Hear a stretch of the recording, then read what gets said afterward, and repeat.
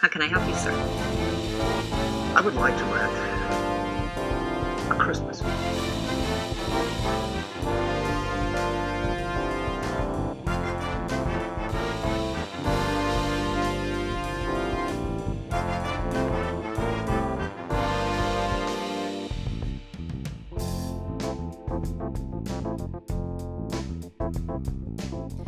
Happy New Year! Should old acquaintance be forgot Da-da-da. and never brought to mind? Wow, you Maybe know we the should- lyrics. Maybe we should switch up the intro for this one, because this is our first time ever actually following through on the fifth We've episode. always said we're going to do, every season we're like, we'll do a fifth episode, it's going to be a New Year's episode, Yeah. and because of like Christmas travel plans and just what Christmas is in general, it never really happens. It's always been scheduled to be coming out either New Year's Eve, New Year's Day, or the day after New Year's Day, like the 2nd. And we never have gotten around to it. We've screened films for the fifth episode before, yes, but we've never actually reviewed them. And now the fact that we are recording audio and video today, we're gussied up in our New Year's attire. We've got some sparkling apple juice in our champagne flutes. It's a good day to be alive. This makes it seem like it'll in some form come out, even if not on the day. You know, it's coming out. We've got it in the can. Well, cheers. We cheers for the we should have like done it like right on the microphone, so it's like ASMR cheersing. Oh, this is good. I was thinking it might not be good. I'm trying to think what it It's tastes like apple juice. But it tastes like wait, hold on. It has like this. I'm smelling it. It's got a real sweetness. No, it has this smell that reminds me of being a kid. In like a weird way. Huh. Like it's like something apple flavored, kind of like chewing on a Polly Pocket. That's interesting. Yeah, it's a little I'm gonna odd. set mine right there because my regular drink rest is a little too uneven and wobbly for me to feel comfortable putting our gorgeous champagne flutes on it. So welcome to the end of the season. You know, welcome to a new year, 2024. You know. Yeah, let's hope this is a good one filled with positive good cheer, good fortune, good prosperity. Yeah. Another secret to being able to finally do the New Year's episode is to like record it well in advance. Yeah, it's just so record fucking it hard. record it like we always try to. Yeah, record it like 12 days out from Well, New Year's Day. It's interesting. I think like last season we were really smart and we started watching movies like way in November. Yeah, mid-November. This year we started watching movies November 30th. Yeah. Which made it a little scary. But we speed ran through some movies while we were sick, which, you know, by the time obviously by New Year's Day, but also by the time we're recording this, we've overcome our sickness, you know. Yes. We made it happen. And we have two final movies. You know, this is our plea that, you know, the Christmas season, it continues past December December 25th. We keep 25th. up our Christmas trees, guys. Well, that's when the 12 days of Christmas truly starts, is Christmas Day. Oh, I didn't know that. Yeah, the 12 days of Christmas goes from Christmas Day to the New Year, I believe. The 25th, Birkin 26th, boyfriends. 27, 28, 29, 30, 31. That's, 8 days, but... Well, the Birkin boyfriends on TikTok were doing 12 days of Christmas, like, starting November, so I just don't know. I don't even know what it even is at this point. Are the Birkin boyfriends British? Yes. Those Brits. Well... So today's a very special episode. Yes, because today... All this to say, we're talking 2 more Christmas films. And although I believe... Well, last episode we had our sexy Christmas, and then the episode we had before our that, Christmas. we had a very normal episode, the one before that. And one, at face value, might think that this is a normal episode. Yeah, just 2 disparate films that have nothing to do with each other. But actually, it's a Jeff Rose retrospective. That's right. It's a Jeff Rose who's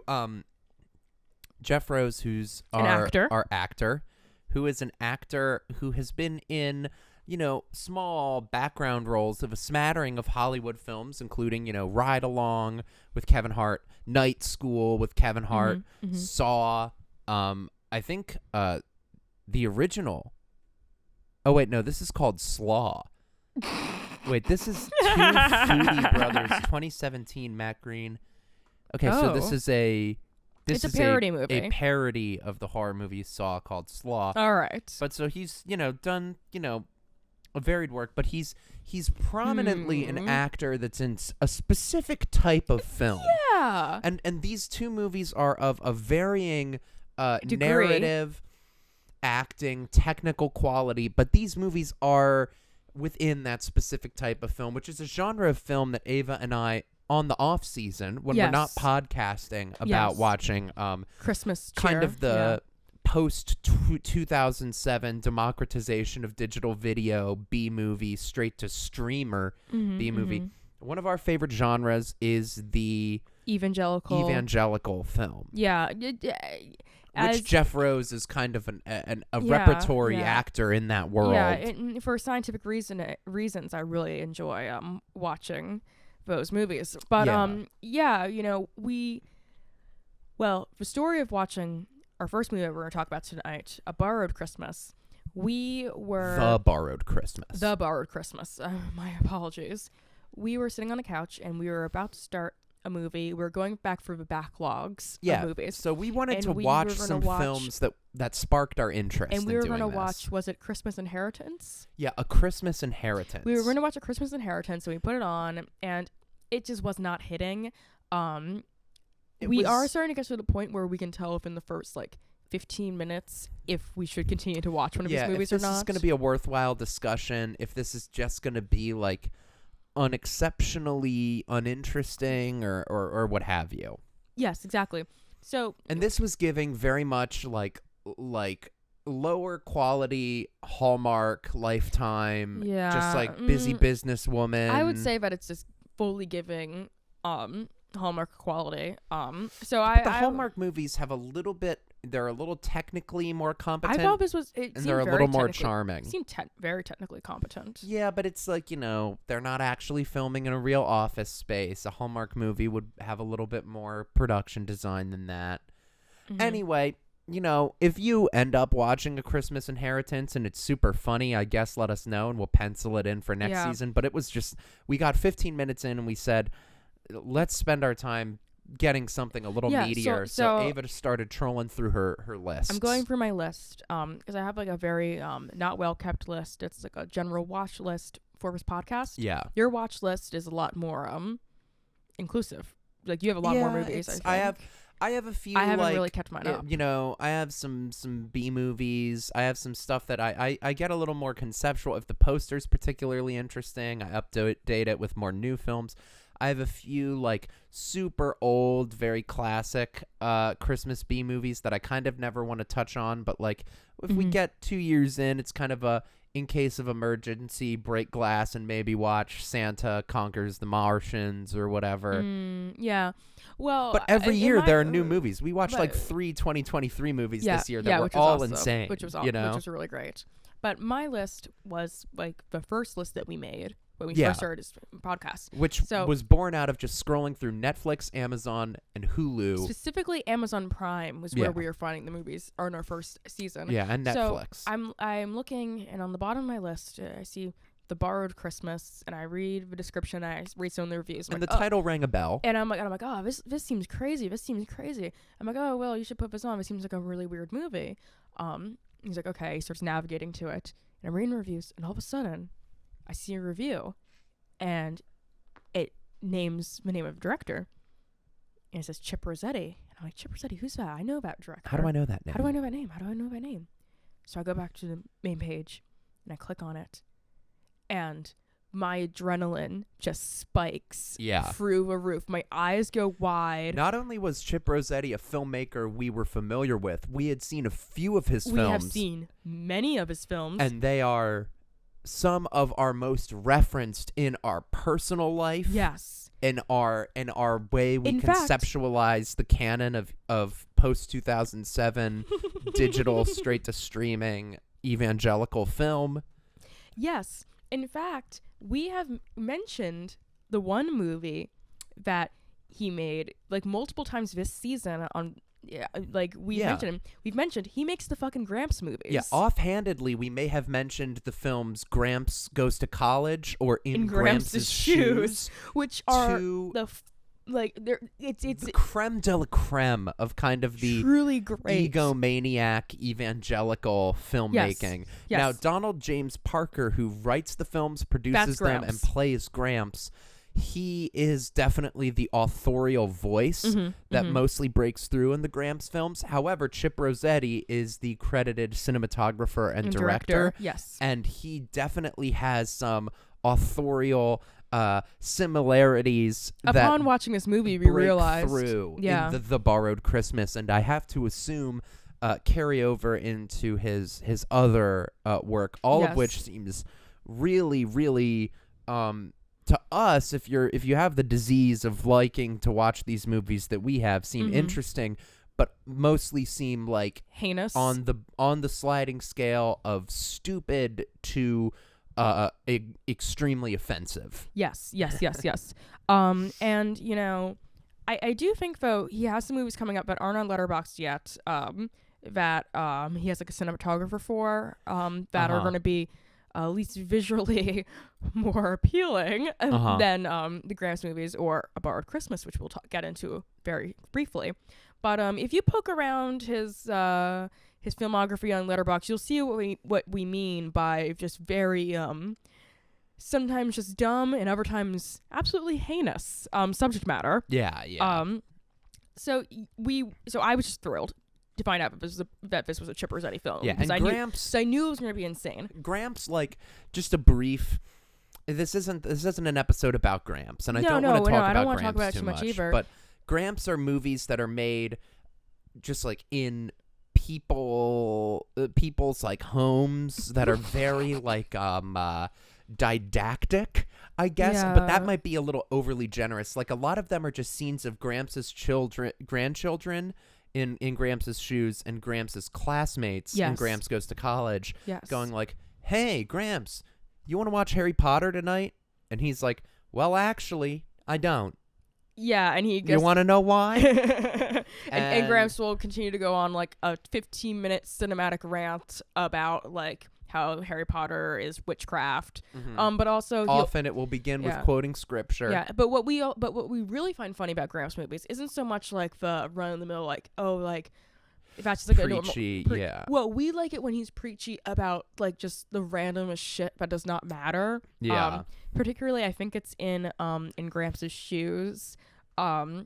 When he's talking to that stepdad character, and the stepdad is like, "I think the meaning of life is to be happy," and Gramps has a huge issue with that, and it's just very like semantic. Yeah, Gramps is also at his best when he's in semantic theological disagreements that are hyper minuscule with other Christians, and he's so judgy other about Protestant Christians. Exactly, he's so judgy about it. Yeah, which is super funny.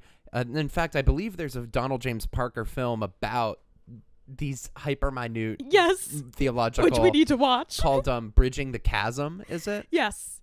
Which is about a spiritual chasm that two Christians who are both devout Christians come to. It's like, Gramps, you're on the same side as these people. Yeah, it's like this is not like the people that you're owning in Gramps Goes to College, which is a movie about Gramps enrolling in college specifically to antagonize evolutionist science professors, because obviously this guy's a big creationist and he's very judgmental about it, you know. But that's just a brief overview of Donald James Parker and the one other Gramps thing world. I will say about Gramps, if you want to watch a Gramps movie, watch Gramps Goes to College, because that's probably the funnier one, and then you can start on In Gramps' Shoes, which is actually In Gramps' Shoes is the prequel to Gramps Goes to College. Yeah, and it came out no, wait, that doesn't make sense.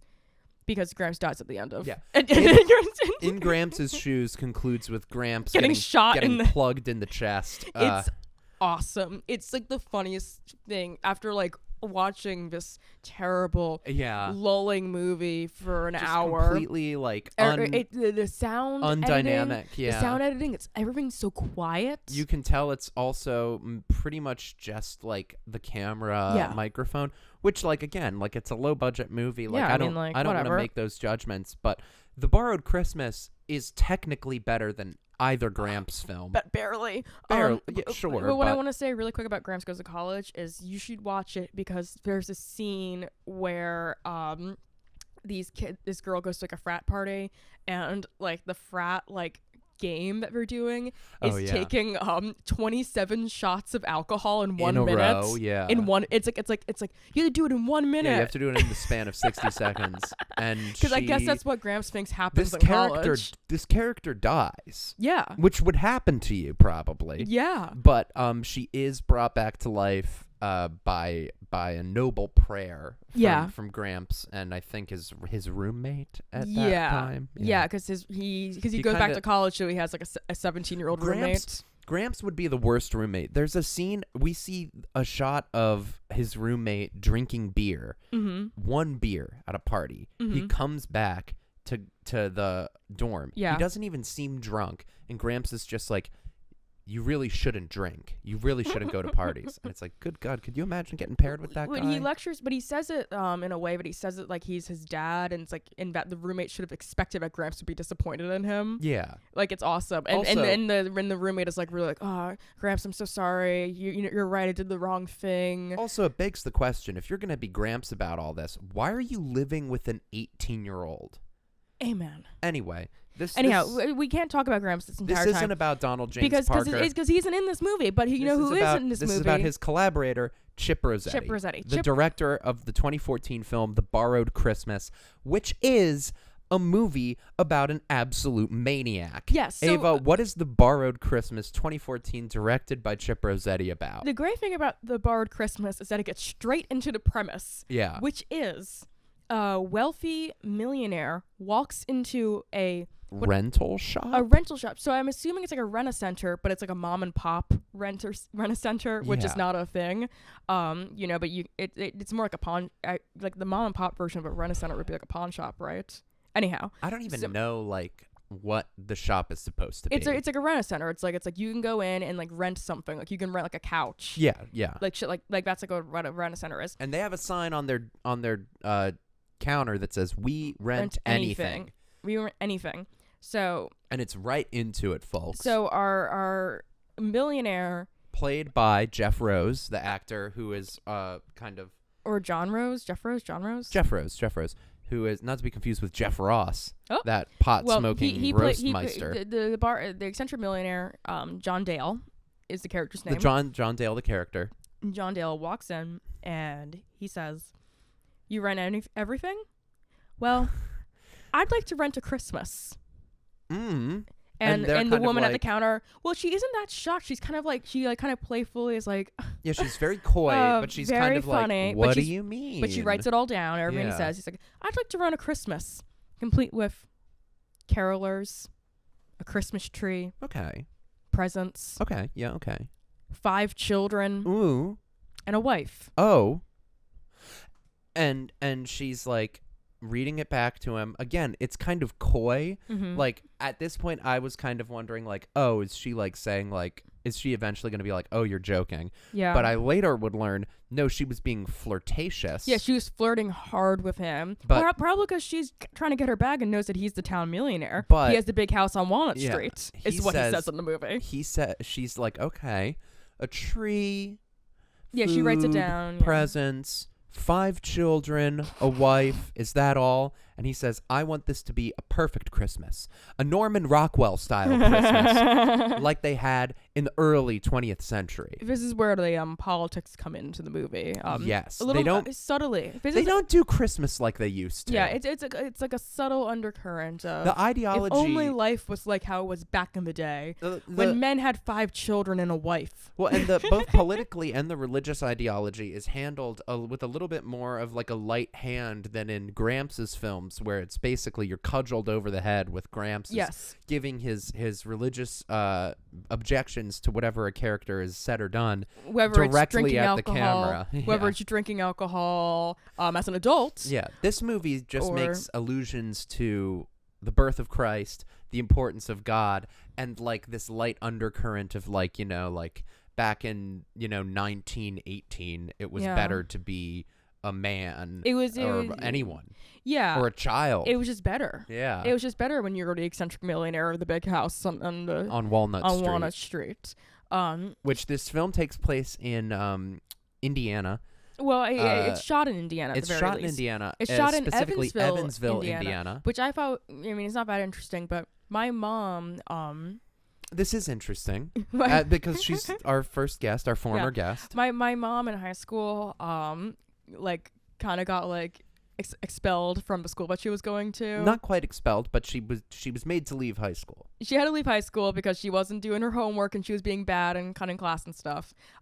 So she got sent to Evansville, Indiana. Wow. To live with some cousins, and my grandma moved out there too. So they all moved out to Evansville. She might have been a classmate of Chip Rosetti's. She might have been, but my mom's review of Evansville is that she fucking hates it and not a positive would never review. go back there. No. Would never go back there. She's a city girl through and through. Yeah. I think like on like graduation, she didn't even walk. She just got a U-Haul to move back to Philly. That's some real ass shit. But anyhow, so this takes place in the worst place in America.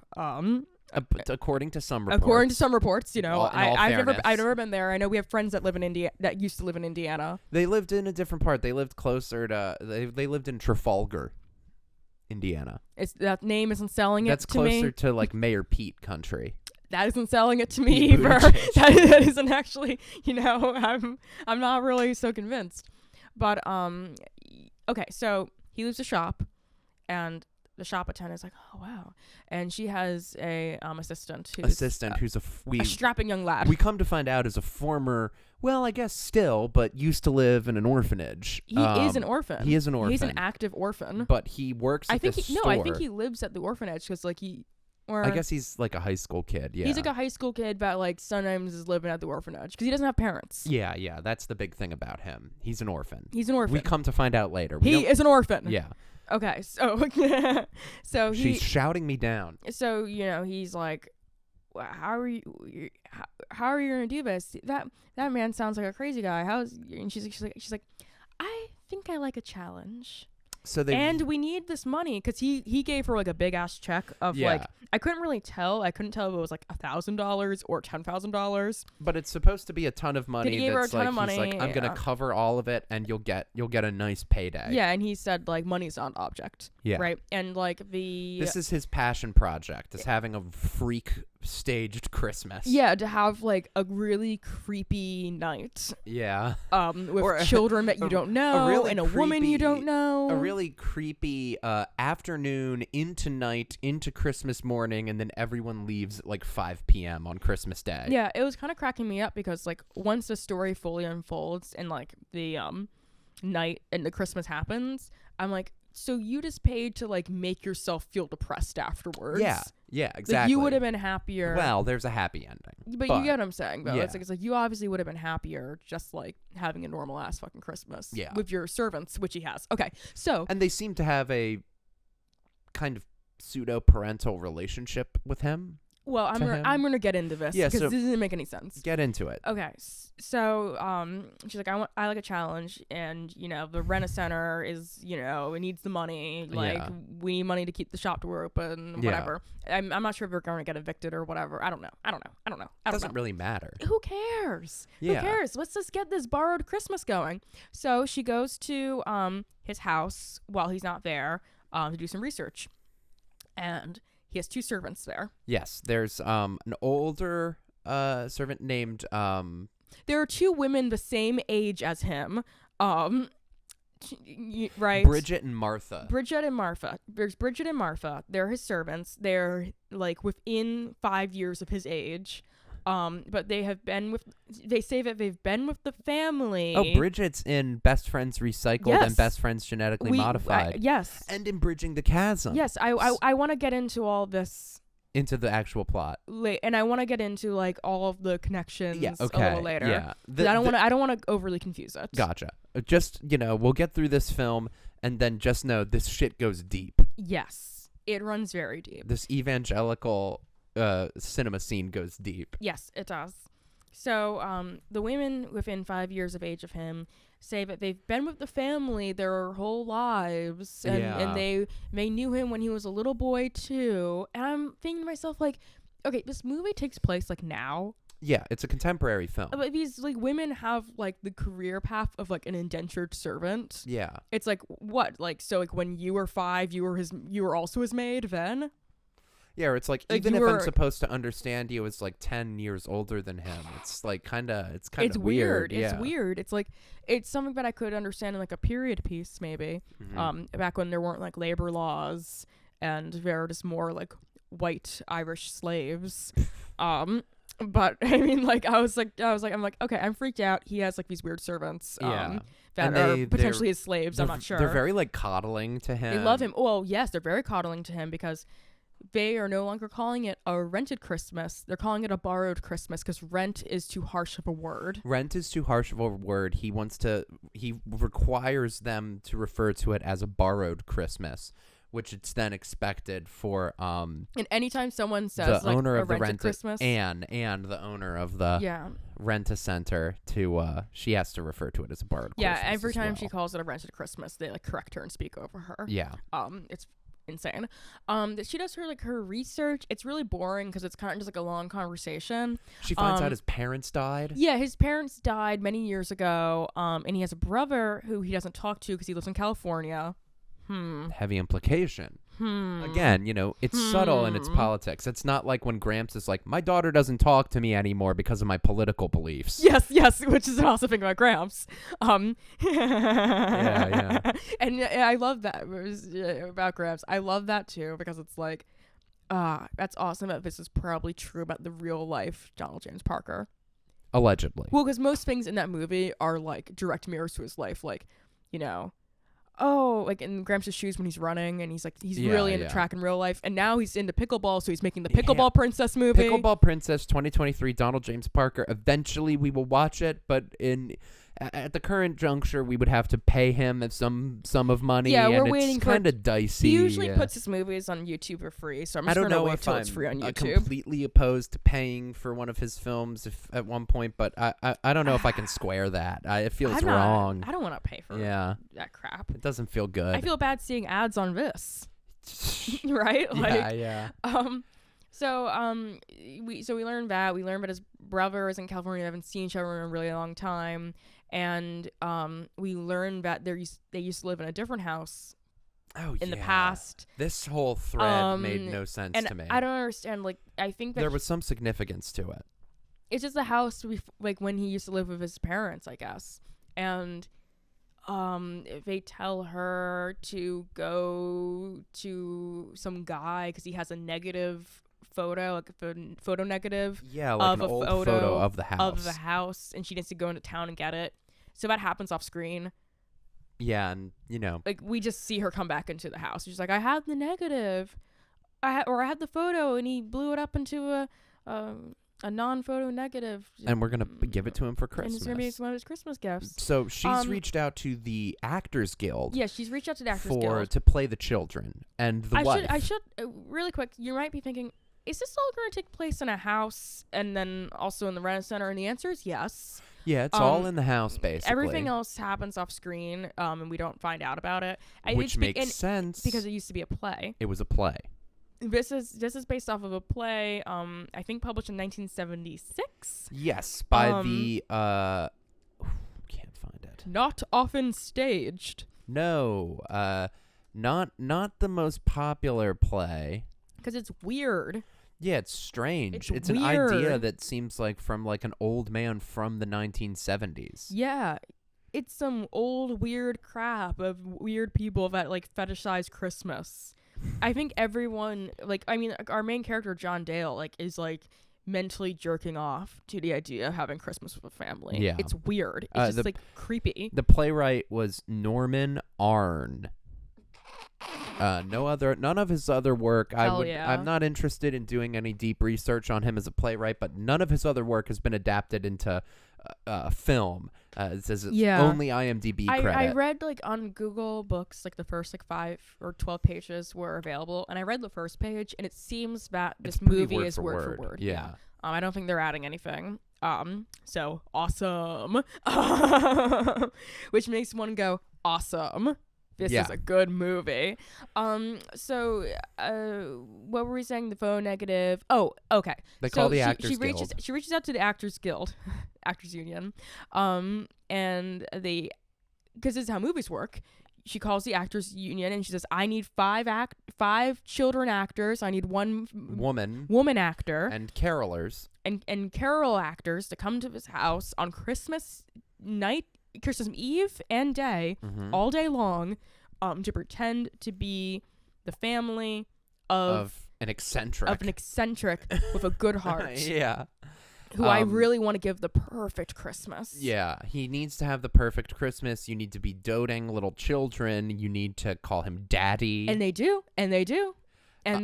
Well, ultimately, the Actors Guild thing just doesn't fucking work out. Now, let me say, if you're an actor, if you're a union actor in Evansville, Indiana, you know, how could you resist missing Christmas Eve and Christmas Day to spend it wearing Norman Rockwell painting cosplay with a strange man you have to call daddy? They're dressed if you're like a 23-year-old actress who can play 16. Play 16. You have to hug this guy. Yeah. Yeah, and they're dressed like, it's not even just like Norman Rockwell clothing. Like, they're dressed like, the one kid, they dress him like a Victorian beggar.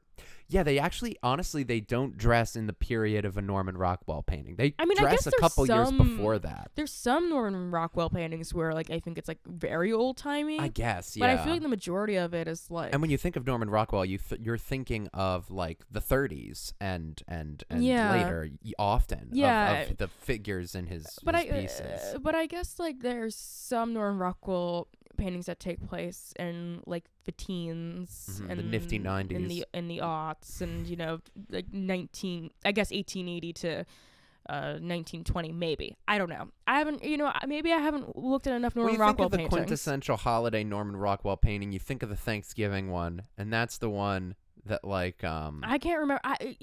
Gun to my head, I can't tell you what anyone is wearing in that. Yeah, I think they're dressed I'm sure the father's wearing a tie. Yeah, exactly. That's what I was getting. So anyhow, the Actors Guild shit just does not work.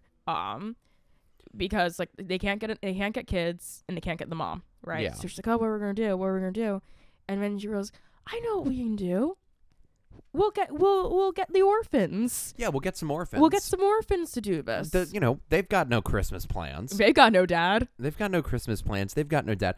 We'll get 5 orphans. 5 orphans. One of which is the high school-aged boy that works for me, but he volunteers himself. He volunteers, and you can tell that he really likes acting. Yeah, and he is amped. He is amped that his like crush/girlfriend will be playing his sister. Yeah. In a really weird way. But ultimately, okay, the orphan that plays... Okay, so when John Dale describes what children he wants 2 older children who just came home from Christmas, so like teenagers, just came home from school for Christmas, and then 3 younger children of any gender. But the older kids have to be a boy and a girl. He says that. Yeah, he says like 2 older children, 1 boy, 1 girl, and 3 younger ones. So the girl that plays the oldest sister... Right? In this world. The oldest female orphan. The oldest female orphan that we get. What was cracking me up about her performance is that I'm sure that like the vibe was supposed to be like she's really excited to do this because like she wants to like give this man like a really good Christmas. Yeah, I think that's what doing like a good deed. I think that was the intention. But it seemed like you had a headcanon for this. It seemed like she was like, I know what I'm going to fucking do. I'm going to lay it on thick for this guy. He's going to fucking marry me. I'm 17. It's Indiana. Age of consent is like 12. You know, I'm going to become a millionairess. Yeah. All right. And it's smooth sailing for me. She me. was getting her fucking shmoney. It seemed like that because she was just so hype. And like when the fucking play starts, it's a whole day. It's a whole immersive day of having orphans. Like, she, like, runs up to him and gives him a big hug. She's like, Daddy! Oh, I'm so happy to see you, Daddy! It's pretty strange. It's like, it feels like you're, like, watching it, like, I was crawling out of my skin. Yeah, it was so creepy. Every interaction the man has with the children is so creepy. It's really, really strange. Because they're not his kids. Well, and so I guess the other main thing about this borrowed Christmas, the other hitch is, the main adult female actress playing the wife also can't make it. So Anne, the owner of the rental shop, is like, I know what I'll do. I'll be the wife. Yeah. And this is when it becomes clear that she's got the hots for John Dale. Yeah. I mean, she might as well. He's the richest man in town. Yeah. It seems, though, it's kind of funny, though, because it kind of gives, like, this vibe of, like, maybe she isn't actually, like, wholesomely, I want to give him the best Christmas possible, but more kind of self-servingly is, like, I want to get all of his fucking money. Well, that would be inserting something that does not exist as it is into this film, which is conflict. There is zero conflict, I guess, other than the actors from the union not showing up. But that's, like, solved, like, immediately. Yeah, that happens at, like, minute 15, and by minute 20, they're like, I know what I'll do. I'll be his wife, and I'll just grab some orphans to play his kids. And apparently, these poor fucking traumatized fucking orphans. Apparently, the orphans are being paid. But don't worry, by the end of the film, the Christmas spirit has moved them to the point where they have revoked their payment. They have asked, the payment alone was giving John a perfect Christmas. We had such a great time. Yeah. So the orphans show up and they're like, the older ones are kind of normal, but the younger ones are kind of like, I've never seen a house like this before. And they're kind of obnoxious. But not too much. I mean, there's this one kid where, like, they give him, like, a comedy, like, through line of, like, he likes to eat a lot. Oh yeah, Willie. And it sucks. It's, like, not funny. Oh, Willie, he's got that. He's got that tummy that Willie's can't just got fill two up. stomachs. It's like he's an orphan. Yeah, he's hungry. But so they suit him up. This is a movie where orphanages exist. I'm sure he's very hungry. They suit him up, and again, like, not like kind of like early 20th century clothes. They look more kind of like Dickensian. Yeah, like some of them are. Yeah, they're all pretty Dickensian. They look kind of like 1880s British beggar children. Yeah. Except for the older ones who look like they just came back from school. Yeah, but they all in 1915. Yeah, exactly. Like back in the day, like wearing stockings, and she's wearing a dress, like a frilly tie. And he has his hair like parted in the center, and like it's like very, very funny, very old timey looking. He looks like he's like, oh, he's gonna die in World War one day. Yeah, well, and so she's like getting them all suited up, and she's like, now when he comes home, we need you guys to run in and say, Daddy, and give him a big kiss on the cheek. I don't think there is ever any kissing. But there's, like, a lot of embracing, a lot of daddy, a lot of stuff like that. It's pretty weird. It's, like, definitely some of the most uncanny, strange shit ever. And when he comes home, and he knows it's Christmas Eve, and he's been in communication, I guess maybe he hasn't. Well, here's the weird thing. Oh, we missed a few things. Oh, yeah, because they're trying to keep it secret from him. Yeah, they for some reason... Before Christmas Eve. So before Christmas Eve, when she's doing her research, she's like, like talking to the servants and, talking to stupid boring scenes, right? Nothing anyone wants to see. Anything memorable. That said, nothing in this movie is anything anyone wants to see. But then we find out that he's coming home soon. So she like runs and hides, like in like I guess like a scullery closet or whatever.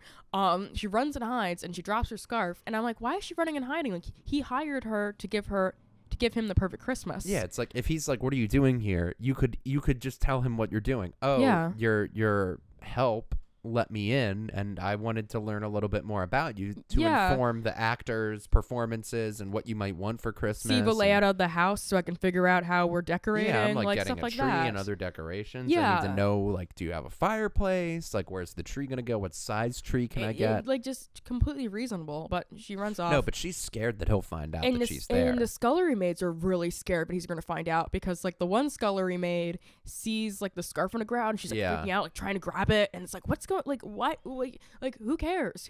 Yeah. But he comes in with, his like a friend, like a coworker or or a business partner. Yeah. Do you remember what that conversation was? I remember it was really like uncannily weird. Well, I remember the general vibe of he describes what he wants. I don't remember what their conversation was about, really, but I remember there's a portion where John Dale, played by Jeff Rose, is explaining what he wants for Christmas, and the guy says something like, doesn't actually say this, but to a lesser effect, says something like, "Oh, why? Like that's kind of weird." But then the friend sees the fucking scarf on the ground and he picks it up and he's like, "John, I didn't know you started wearing women's scarves." Yeah. It's a very odd moment. And John's like, "What? How did that? Huh? It's like, you have 2 female slaves. Maybe one of them dropped it. Yeah. I know you don't see them as humans, but like, you know, they've got to wear some sort of scarf in the wintertime. Yeah, sometimes they might have a scarf. Maybe, they don't live wearing the maid costumes, dude. Like when they leave the house, they wear normal clothing. I don't think they leave the house. His Ava. servants are wearing like long black dresses with like long white aprons, like literally like Dickensian maids. Yeah, It's I mean, like so before the cosplay starts, they are already basically in the cosplay. Like when Anne is interviewing them in like modern dress, like wearing like street clothes, they are dressed as old timey maids, which makes it seem like this John Dale guy is a real freaky weird person. That's what I'm saying. Like, it's like you get in the sense that's like, does this guy have like a weird Christmas fetish, like old timey fetish? Yeah, it's like he weird. needs when he's home everything to feel like it's back in the day. Yeah, it's weird. Anyway, I feel like there's like so many like movies and TV shows with like that premise, right? Like a weird patriarch type, like requiring the house be like 1950. Yeah, it's funny like about that one family on Wife Swap. Yeah, or wife swap episodes. Like when they have to be in the medieval times. Yeah, like wife swaps episodes. But I just think it's funny that Chip Rossetti has never encountered like all of that media. Yeah, that's like, even if he doesn't agree with it, to just kind of be aware of like, oh, it's really weird. That said, though, this is it comes across as very weird. This is subject matter from the 70s. So yeah, but I was saying, like, when you're making this movie, like, maybe make the choice to not have the maids look like they're already in like old-timey costumes. Yeah, because then it's like Chip Rossetti, that's gonna make us think that he's like a weird guy that wants to create a fantasy world of or like a cult. Yeah, it's just weird. So the kids run and grab him and hug when he him. comes home, I love the scene where he comes home because it has that signature Chip Rossetti like horrible overbearing piano music that plays throughout all of his films. Throughout the every soundtrack scene. just never ends. It's completely like incessant. But he like comes home and he sees the tree, and like again, you paid for this. You know this is happening, but he is completely aghast. He's just like, wow. He's almost speechless. Yeah. Flabbergasted. But also, he looks at his children when they come up to him. They're like, "Daddy, they run into his arms." And his older son goes, "Father, it's good to see you again, sir." Oh yeah, and they like show shakes up his a little hands. later though. They show up a yeah, little but later. I'm just saying, like, when all those things happen, yeah, he's like he's not only shocked, but he's also like immediately feeling this love for like these images of what could have been. Yeah. He's like, "Son, my God, my son, my daughter." His performance is really creepy and like uncanny. Like all of his reactions are very like muted but stunned, and he's always like, "Oh, yes, thank you, my boy." Yeah. How has school been? It's so creepy. And like every so often, a little smile will spread across his face, and it'll make you really want to squirm and jump out of your skin. Yeah, he's dealing with this as if he's like, I'm living a dream in real life. It's amazing. It's so creepy. And you spend the next 30 minutes experiencing wonderful Christmas Eve and Christmas without a Day hitch. without Well, a hitch let's with these people. let's talk about Wifeykins. Oh yeah, she is laying it on. Now She you want to lays talk on about thick. trying to get married. Yeah. When she comes out as his wife in the full getup and with the clothes and everything. Side note, her getup is so fucking ill-fitting and horrible. She's wearing like this like high-collared blue like dress, like the Warren Jeffs cult. Oh yeah. Like she looks like a Warren Jeffs bride.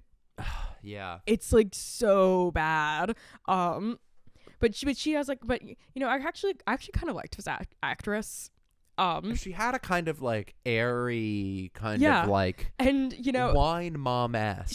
she was an actress that could have never been in like a Gramps movie because she has like this natural like seductress vibe to her. You know who she reminded me of at times was because Gramps would hate that. Was Tony Newman from On Cinema at the Cinema. Yeah. A little bit. Yeah, totally. She was great. In that, like, I mean, like, she did a decent job for like how. I mean, it's such a stupid script. I mean, like, no one could have done a great job in this. No. But I really like that she has like this. She definitely has like a natural sensuality to her. Yeah. That is compelling. That is well. It's just it's funny to see in this context. It stands out from the rest of this perverse dollhouse act that you're seeing. Oh my God! So she comes in and she's wearing her Warren Jeffs dress and her apron. But her apron isn't tightened all the way in the back. Oh my God, yeah. And the first thing she says is like, "Honey, can you tie my apron for me?" He's like, "Oh, your apron, it's not tied in the back." She's like, "Oh, can you tie it in the back for me?" And he goes and does it, and it's such like a long, like, I mean, this is like a wide shot, right? It's a really pregnant moment. Yeah, and it's like, and he is just so horny tying his apron, and he cannot. Like he literally is about to jizz all over her back tying this fucking apron. Yeah, it's pretty ridiculous. Yeah, it is pretty funny, and just so deeply bizarre, And yeah, she lays on really thick. They have Christmas dinner off screen. Christmas Eve dinner. They all are curled up on the couch. Yeah, they all curl up on the couch after eating. That one kid just stuffed like a fucking pig.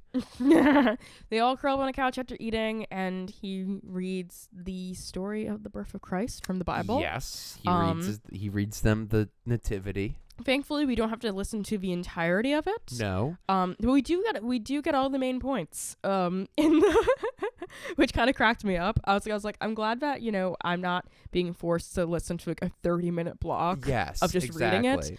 But I am getting the whole story in the scene, which is like just not necessary, right? Yeah. And the kids like cutting to like the kids' reactions like just nodding their heads. Yeah, or like they keep cutting to the one girl who's asleep. Yeah, the one girl is dead as asleep. I think she pretended to be asleep to avoid having to talk to him. Yeah, and having to hug him. Yeah. And call him daddy. Smart girl. Stay away from this scary, scary, scary, scary man. Yeah, exactly. I don't know why he wants these children in his house. Yeah. I'm scared. The carolers come.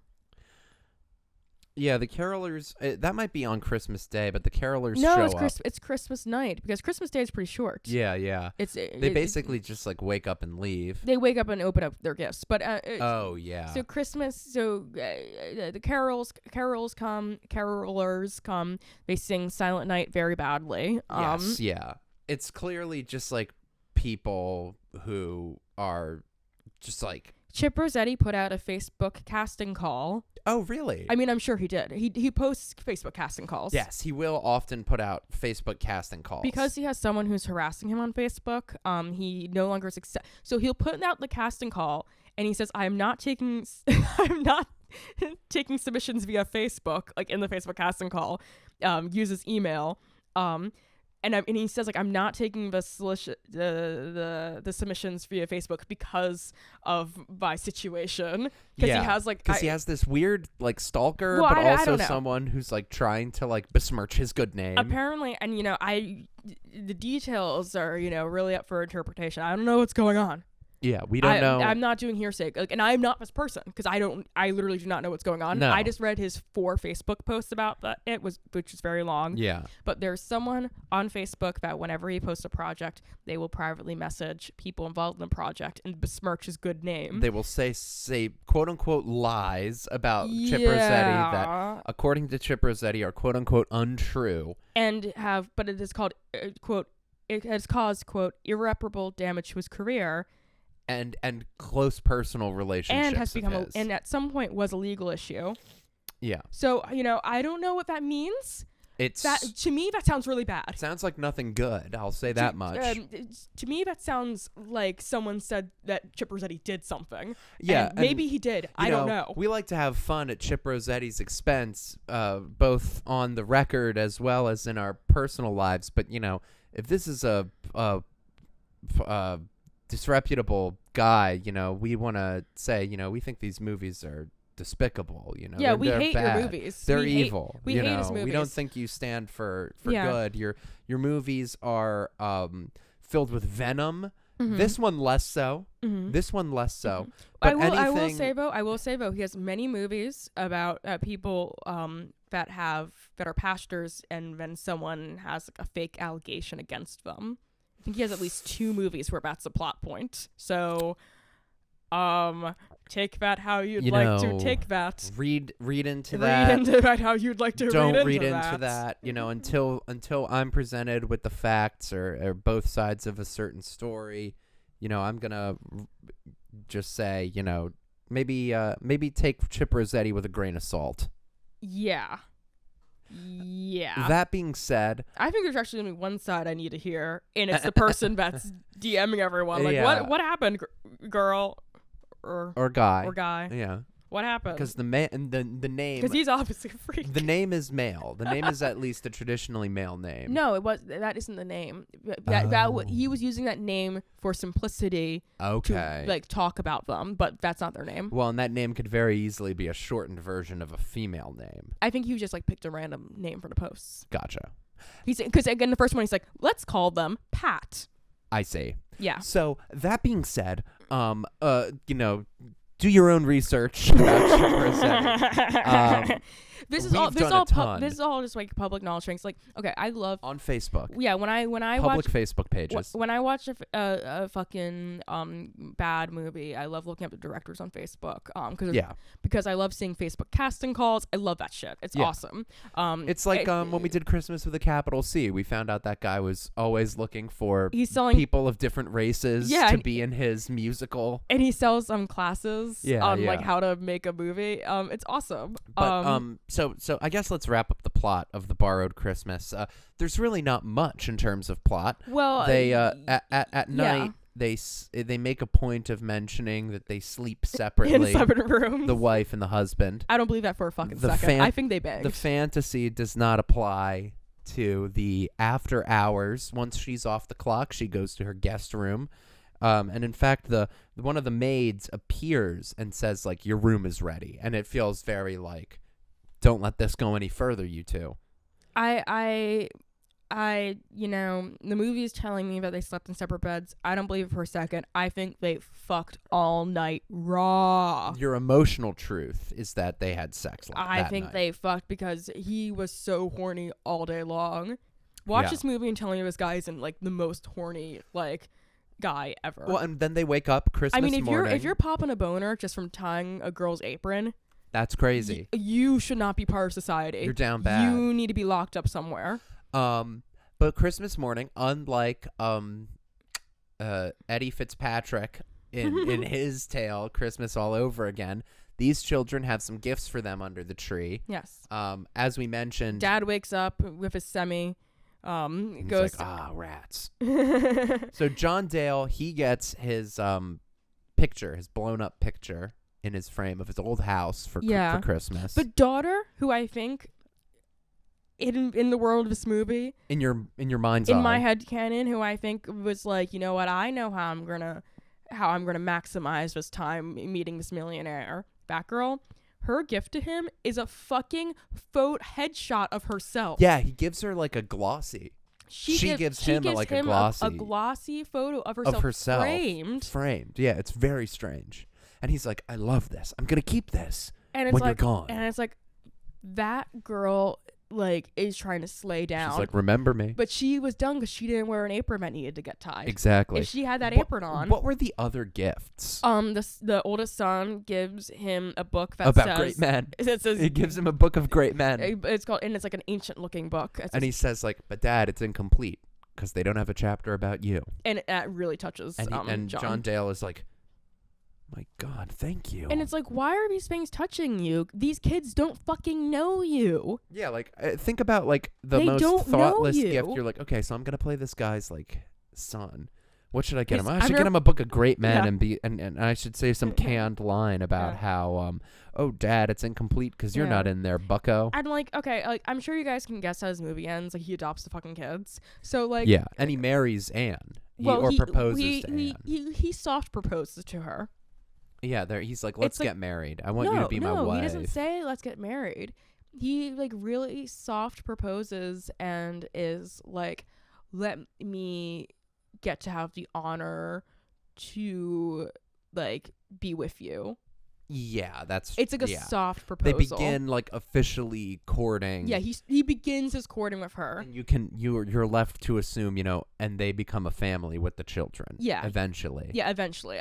The movie is normal enough, but he doesn't just like fucking like marry her at the end. I think I filled that in. Yeah. Yeah, you also were like falling asleep by the end of this. Not really. I fell asleep very much during the second film we're watching tonight. But this one, I was with it because it was just too strange. Yeah, it was making me cry, laugh this entire time. It was really wacky. But what I want to say is, like, you can already guess that, he adopts these kids, right? Yes, and he does.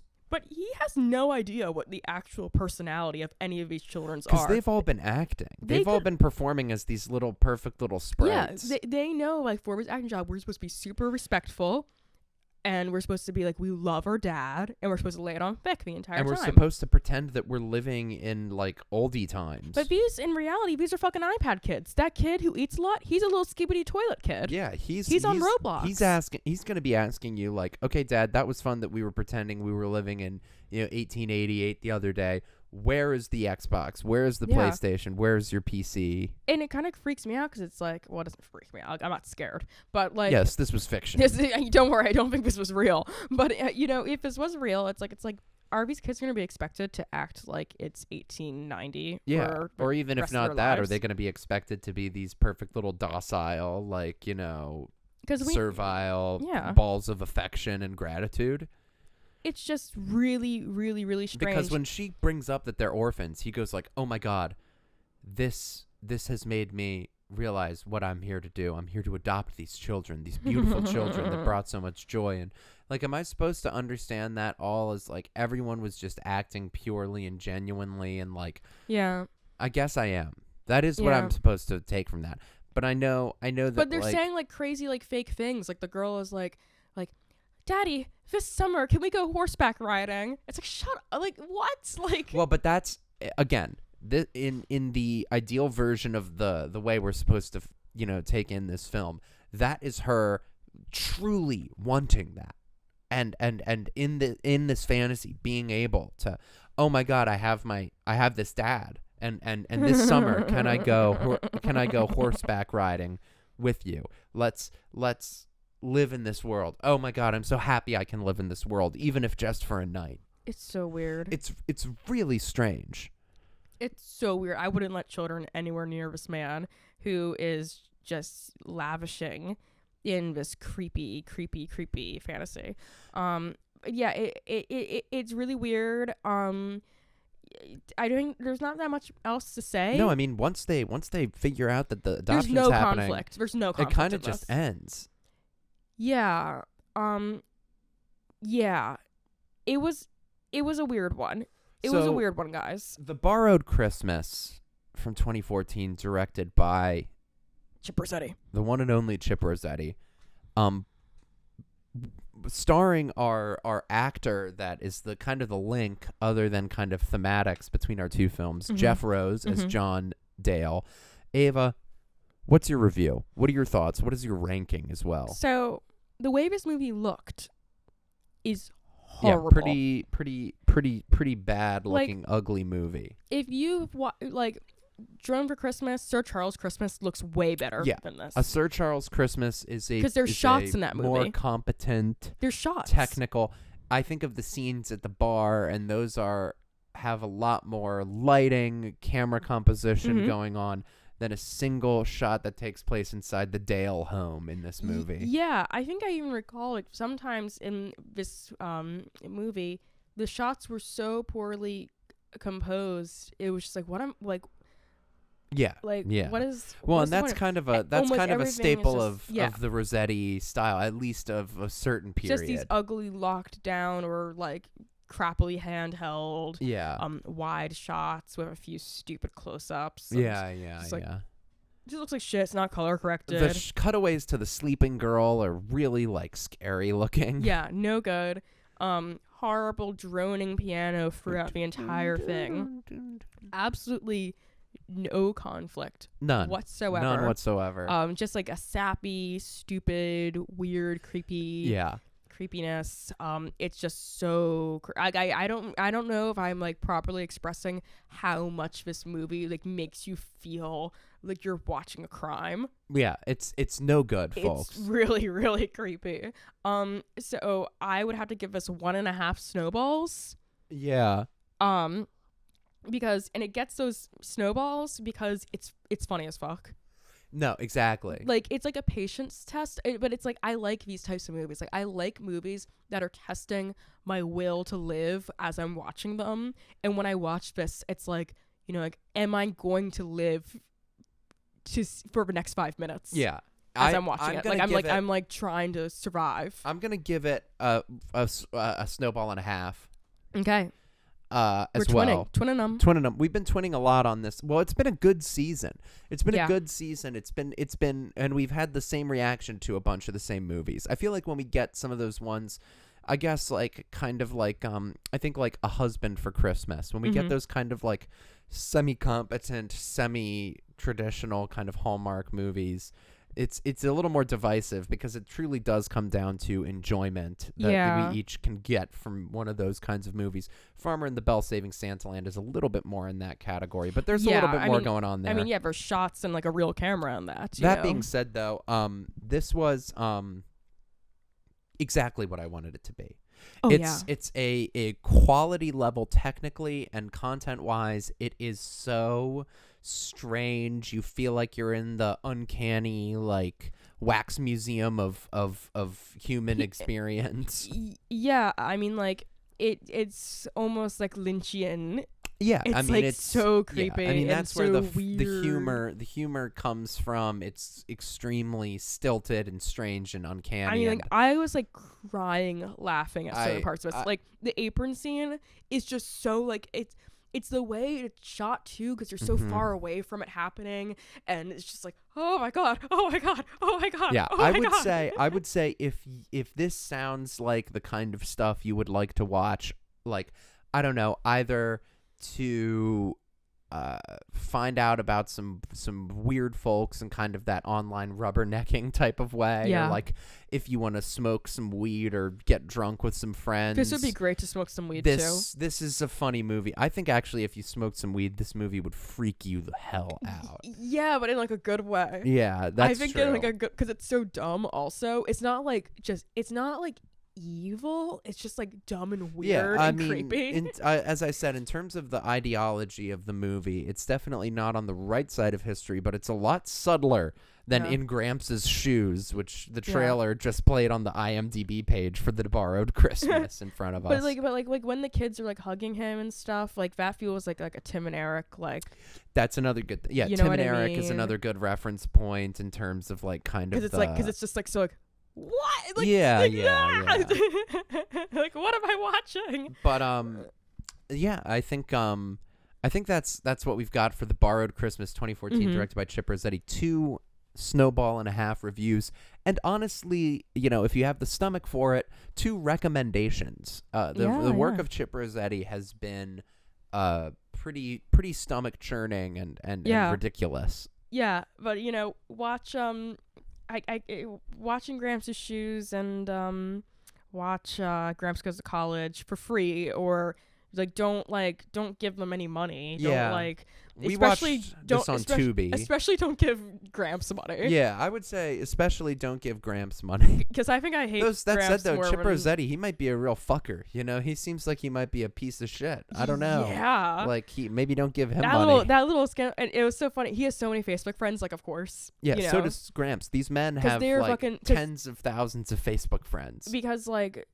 what I learned is that these circles are really strong and really tight and really Well, small. Let's get into our second film and then kind of talk about kind of the webs these films weave. Yeah. The second film we did today was one that we came onto our radar last year because of its absolutely absurd title.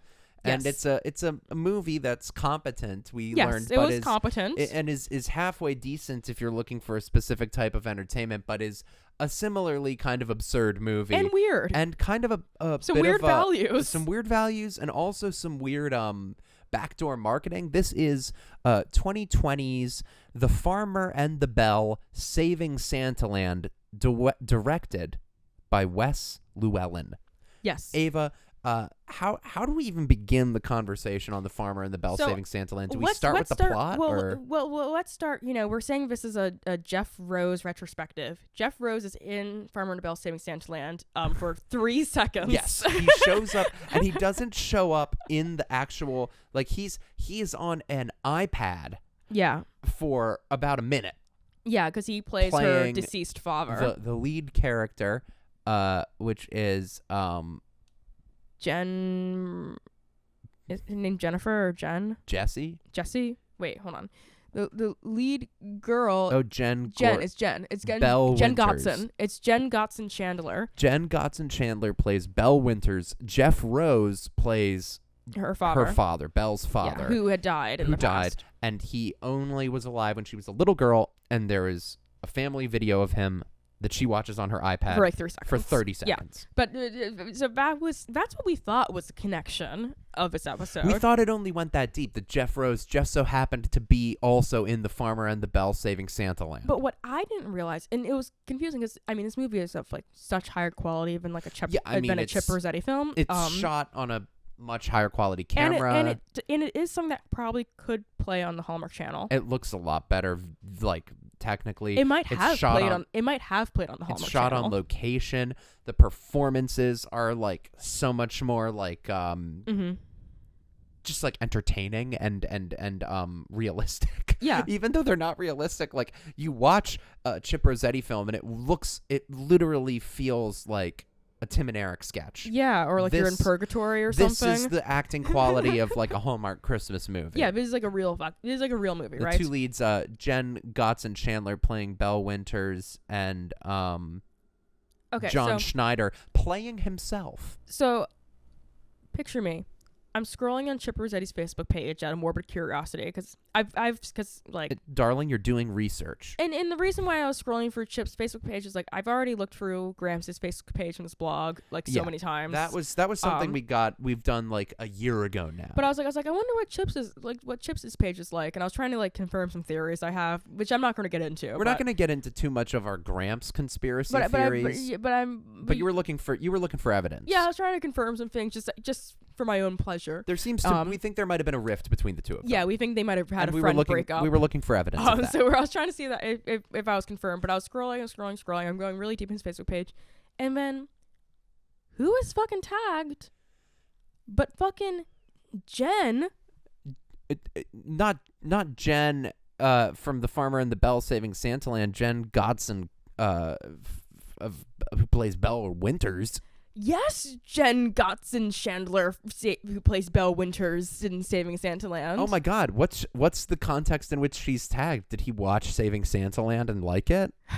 No, my friend. She has been in many of his movies. That's right. She, who does a great serviceable job as Belle Winters, she has been in multiple Chip Rossetti's films. I think 2 or 3. Including Right to Believe, including The Colors of Emily, She was in. She's a Wait, part. is Emily Chipperzetti? Yeah, that's a Chip Rossetti. So is Oh yeah. No, she's in a shit. She's in Saving Faith. She's in. Well, she's in a shit ton of these movies. She's also, but like it's kind of confusing because it's like, you know, when I just first went on her Letterboxd page, she's in some like normal looking movies, right? Yeah. Like, and this movie's it's not normal, but it's like, you know, a decent Christmas movie. But lo and behold, this woman has been in some weird fucking movies. Yeah, some really strange ones. And some like very strange like classic like so bad it's good movies. Like she's in this movie that seems to have a little bit of a cult following called Julie and Jack from 2003. She's also in the sequel to God's Not Dead. She's in the sequel to God's Not Dead. She is in Frost Nixon. Yeah, but I'm sure in a she's Trisha Nixon. Yeah, she plays Nixon's daughter, but Wow. that's when she was younger. Yeah, no, she's in like movies, right? Well, I mean, she used to live in New York. She was like very much like a working I know actress. that because when I saw that she was tagged, I had to go for her Facebook page, which I feel kind of bad about because like with I like going for directors' Facebook pages. Yeah. That doesn't. But with her, I'm like, you're posing photos of your kids. I don't want to see this. But I did. Of course, I went for it. She's also in a movie that is insane called Love Different. Okay, this movie, the poster, her. Oh wow. Laughing, smiling, and a African American man behind her. I see. And I'm like, I wonder what. Is this about like Love Different? Is this about like is this like a rom-com? He looks kind of older than her. What's going on? The description. Lindsay Walker, a Caucasian woman who grew up in a small all-Caucasian town, gets a job at an African American consulting firm. Oh. And finds herself in complete culture shock. Oh, that's got to be depicted sensitively. An African American co-worker, Neek Campbell, is given the task to help Lindsay get acquainted with the African American culture. Through their hilarious and eye-opening journey together, they both come to understand even more than they signed up for. This movie seems racist as fuck. Yeah. Based on like I was reading like the Letterboxd reviews for it. Wow. Like there's a line where the black guy's like, all black people eat watermelon, like racist, but it's a comedy. She's in this insane movie. She's in like insane movies, like really weird movies. And it's because she was in, I think like the reason why she's had such a strange mix of movies is one, because this evangelical movie world is really small. Yeah. It's like everybody knows each other, everybody's in each other's movies. Like a lot of these actors could potentially, like in discussing with one another, they're like, oh yeah, you know Chip Rossetti? I did a Chip Rossetti film. Yeah, and it doesn't really seem to matter like what the quality is. On her freaking Facebook, she has a photo of herself watching fucking Selfie Dad. Yeah, she shouts out Selfie Dad, which Selfie Dad is a little closer. Is in it. Her Selfie Dad is a little closer in quality to Farmer and the Belle Saving Santaland than a Chip Rossetti film. But still, it's crazy that Selfie Dad, another one of these movies we watched on like an evangelical movie like watch night. Yeah. Watched on like an evangelical movie night. We couldn't believe that she was like she seen fucking Selfie Dad. I was like flabbergasted about this. Like what? Because it's such a small world. That's why you have these actresses like her who's been in like some like normal seeming or like higher quality Christian films, but also just like really low level stuff. Farmer and the Belle Saving Santaland is a Christian film. Yeah. But it's more subtle. But she produced it, so it's another thing. I'd say it's even more subtle than The Borrowed Christmas and its Christian theming. Or actually, maybe it's more direct. I think it's very direct. Yeah. But she and her husband produced Farmer and the Belle. Which we should talk about, I think, before we get into the plot.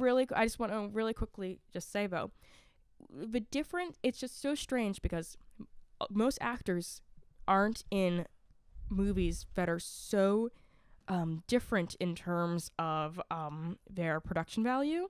Because like a Chip Rossetti movie, I'm shocked that like a real actor was ever in one of those movies. To some extent, you know what I mean? Like like Jeff Rose being in it, I was like, oh, that's kind of weird. But they got this guy, they like flew him in. That's kind of weird because like he is in some real movies, but this movie is like budget like $500 probably. You know? Yeah. And it's because of like these this world is so small. And she for a while was in I don't know if it's evangelical, but she was in a Christian signed to a Christian agency, you were talent saying. agency. Yeah. Yeah, so I think that it's like, and she was working, and know? That agency probably has roots with a bunch of Christian filmmakers, evangelical filmmakers. Yeah, so anyone can be in a Chip Rossetti film. It's just really shocking. I was shocked. Okay, Farmer and a Belle. I think at this point we should address the one other real world element that worms its way into the Farmer and the Belle saving Santaland. Yeah. So this is the lead couple are married in real life. Produced the film, and are advertising this film as depicting their love story based on a true story, right?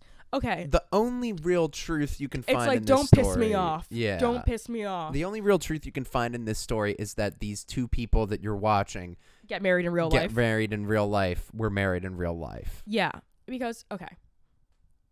I guess we can talk about the differences as they come up when we talk about this plot. Yeah. So I went for her Facebook, and I was like, that's not true. That's not true. Because when I watched this movie, I thought that some things, based on when they say based on a true story, anything. That doesn't mean anything. Like, we know this from horror movies, right? It's like every horror movie is based on a true story, but they're not fucking real. Didn't they say based on a true story for like Texas Chainsaw Massacre? Yeah. And like, no, that's not what happened. But that being said, you don't expect someone to be doing the based on a true story, and it's about as true as anything in Fargo. That's also based on a true story, but very coyly is about nothing that ever actually happened. I guess this movie. More so, it's like if it's something about like the real life couple's real life romance, you would think that they would be careful or not so like. You would think the core bones of it would be based on something true, but embellished. And there was like 3 things I would say that I thought were definitely true. That you came to find out, like, we're not true. What the fuck? And I was like, then why did any of us have like why'd you say based on a true story? Yeah, this point is the true things are like the fact that she has like one of her friends in the movie. Yeah, and it's such a random part of the movie. Yeah, but it's important to her because she was okay. So let's get into the story. Let's start off. Because it's not going to make sense unless I explain what happens in this movie. Belle Winters is the most famous. Well, we had to start from the actual beginning of the movie. Oh, that's right. Okay, we start in the Will past. Will was half asleep. I can explain this whole movie. No, we start in the past. 2 little kids. Or we start with a little girl. She's with her grandma. And her grandma is like, oh, you're going to Santaland this year. And she's like, yeah, I can't wait to see my little she has boy a pen buddy, pal. my pen pal. We live far apart, and, I don't get to see him. And my mom kind of doesn't like me to go to Santaland because she doesn't like when I get dirty and filthy playing with pigs. But, I like Santaland. And that makes the mom a bad person, by the way. Yes. That in the perspective of the film, I think that's what they're going for. Yes. So she's kind of like, oh, I can't wait to see all my mud friends at Santaland. Yeah. But grandmom gives her a really ugly charm bracelet that has inscriptions on it that are reminiscent of certain biblical ideas or phrases about beauty. They say like they say like you're joyfully and marvelously made, but it's not exactly that. It's like a little different. Yeah, and it's also kind of modern. I remember the words being modern because the grandma says like, this has been in our family. My grandmother gave this to me, and it looks like something you buy off fucking Etsy for like $30. Worse than that. Yeah, I mean, like it looks like a QVC bracelet because it is a QVC bracelet. I would say it looks even worse. It looks like a bracelet you get at Claire's. Yeah. It looks like the most tasteful bracelet at a Claire's. The most tasteful. I don't know, tasteful.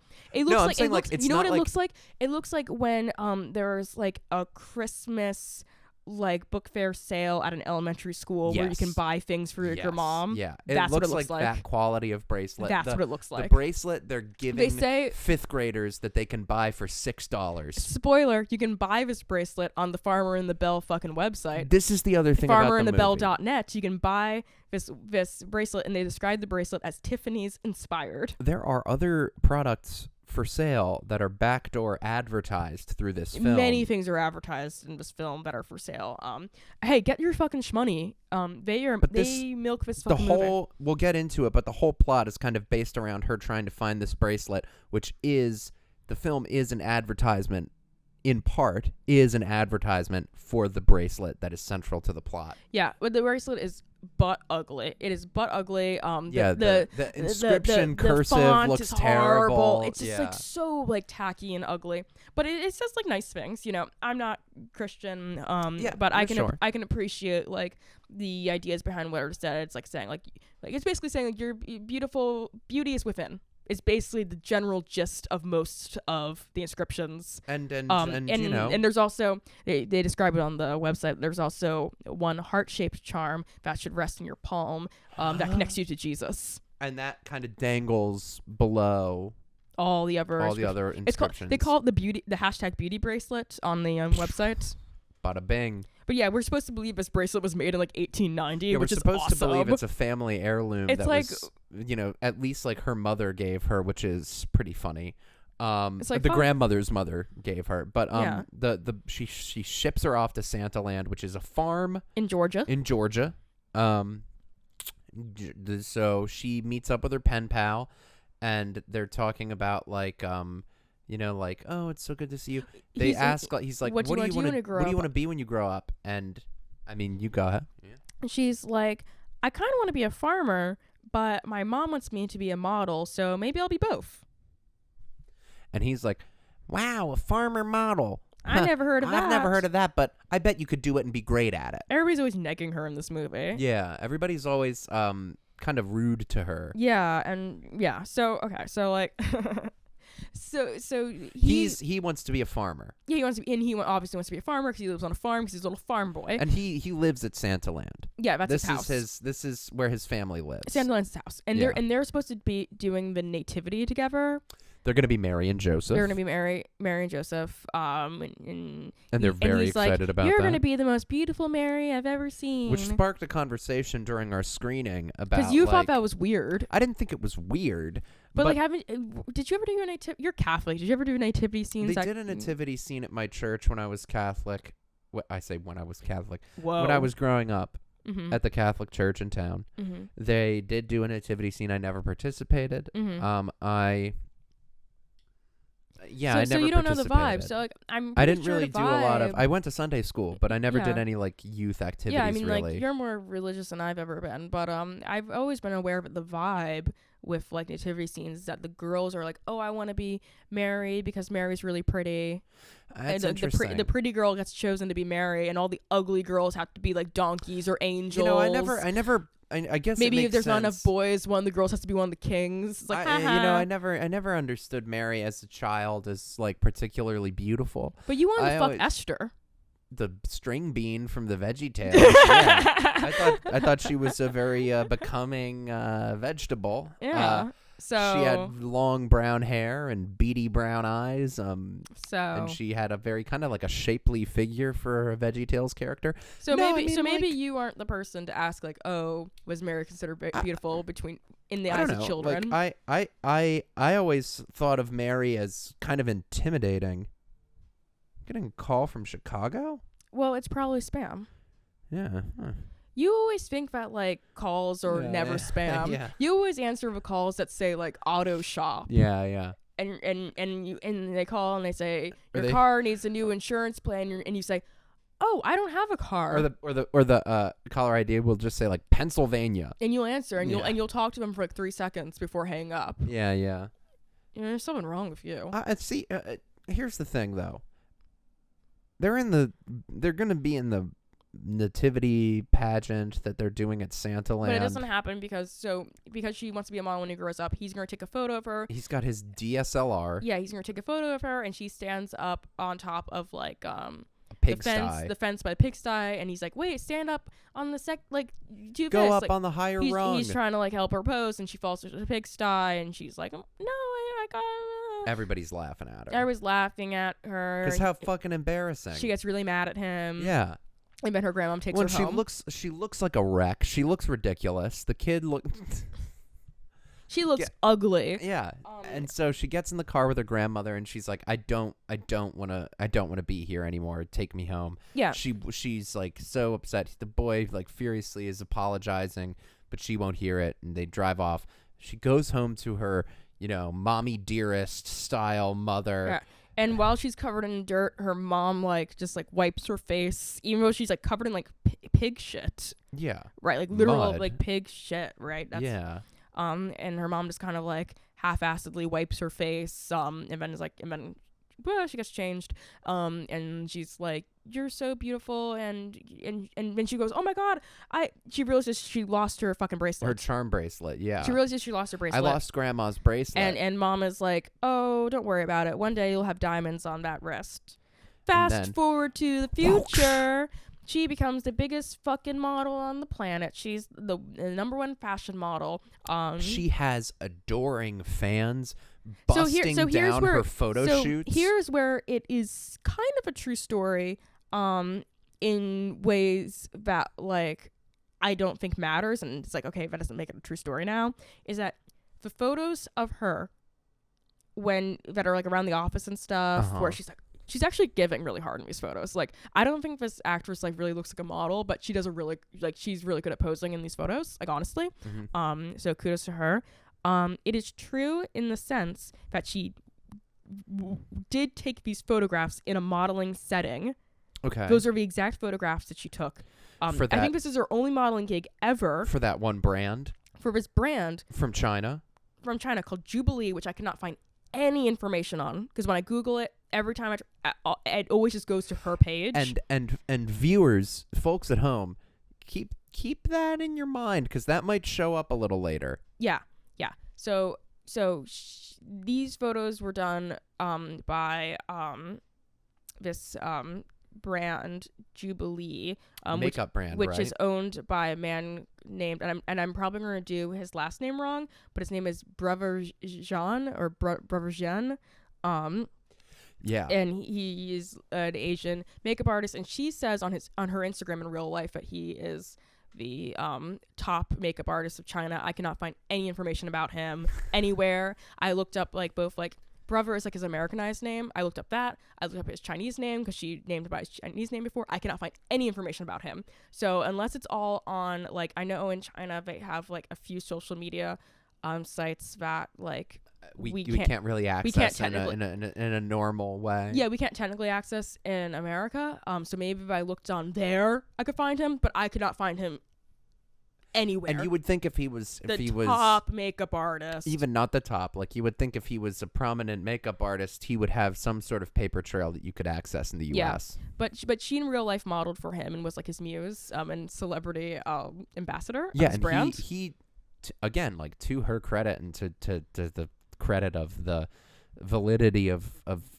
a small kernel of this quote unquote true story, he did seek her out. Like, he was like, I want you for my brand. I think so I think he was a makeup artist on set on a movie that they were in together. I see.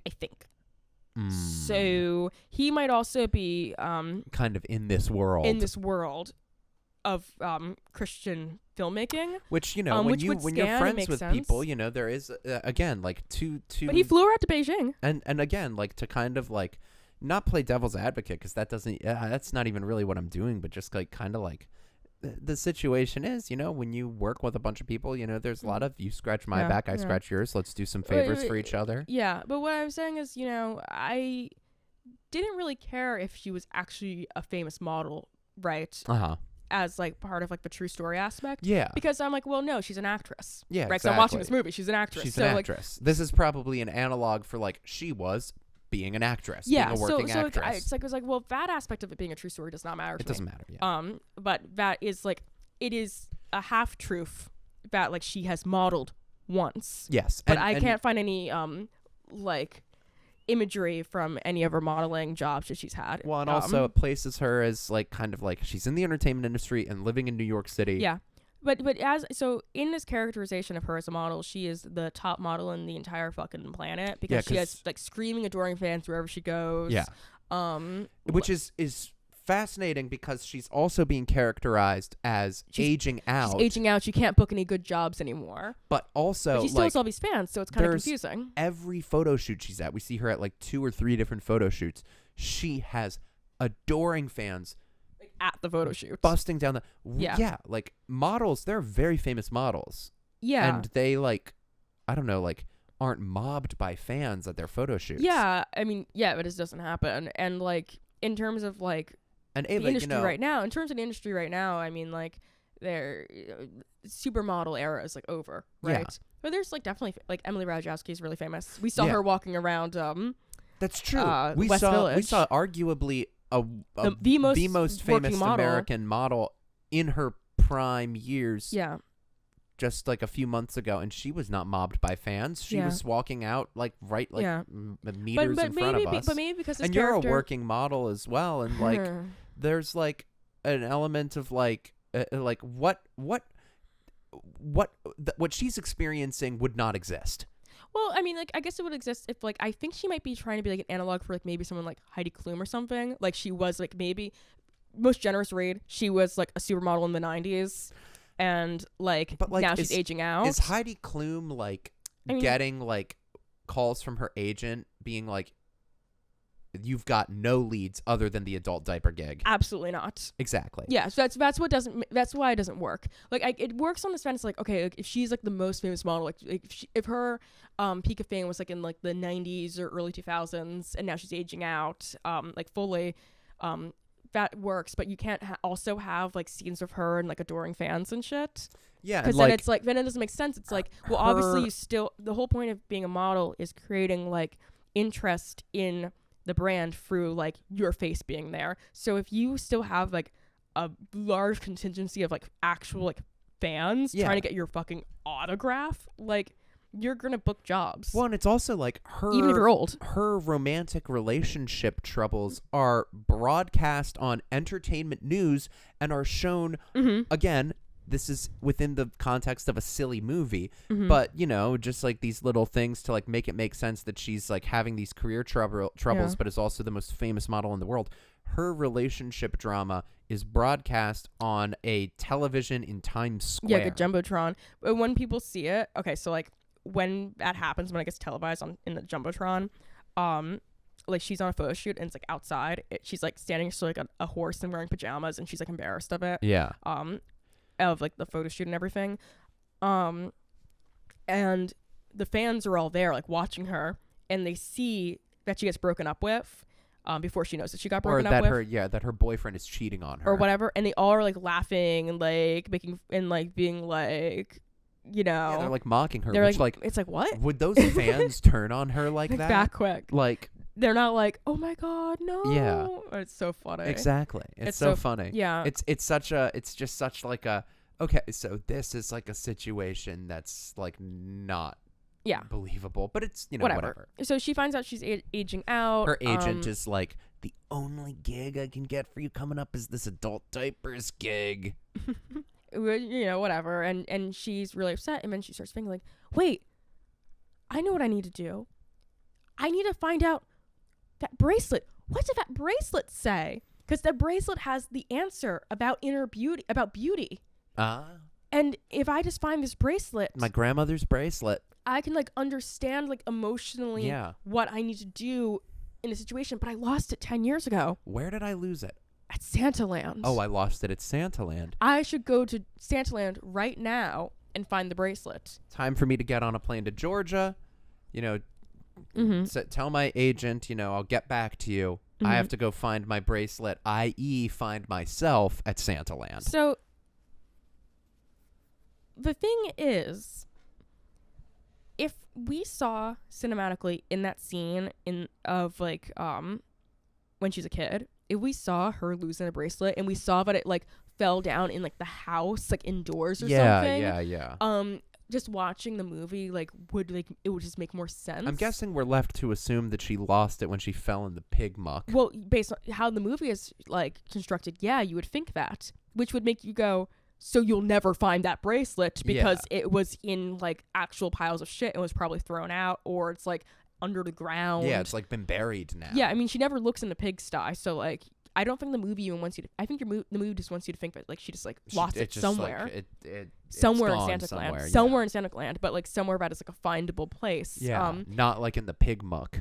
Which, again, is, like, it's, like, if the movie just, like, showed her, like, I think the movie should have showed her, like, when she lost it. Yeah, I mean, that would have been very easy way to plant a seed. Yeah, and also like, And also would have, and also then, even though like logically we would like know like, okay, like how could she like think that she could find this? Yeah. We would know as a movie like, but it is there. Yeah. She lost She's it on the right. couch. She's right. She It lost is at she Santaland. lost it on the table in the living room. Like Yeah, we would yeah. know that like it was somewhere where humans might see it, and it wasn't and just like a keep it for safekeeping. yeah. Whereas like if she just lost it like out and about in Santaland, which is supposed to be like a holiday like farm like Yeah, it's like a farm that it opens up for experience. like you, Yeah. like people can come and they you get food. You go on a horseback ride. fall in a you- pigsty. Yeah. You know, if she lost it outside, it's like, well, another kid might have picked it up and left with it. Mhm.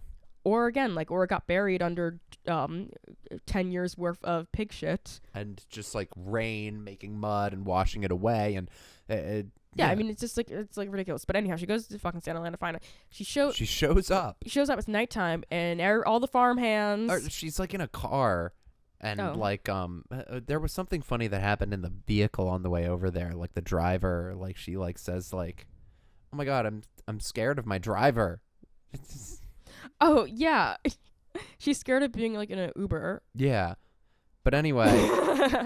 But yeah, she shows up to Santaland. It's nighttime. She's I don't remember what it is, but anyway, go on. All of the farm hands are out by the bonfire, and they're just chilling and she like just like shows up, right? Yeah. And, like walks over and she's like, "Hi." And the one farmhand recognizes her as Belle Winters, and they're like, Oh yeah, like, yeah. "Oh, you're Belle Winters." And like the farm owner, who is the father of the little boy, remember from earlier? Yeah, Grandpappy. Grandpappy is like, "You don't look like a model. You look normal."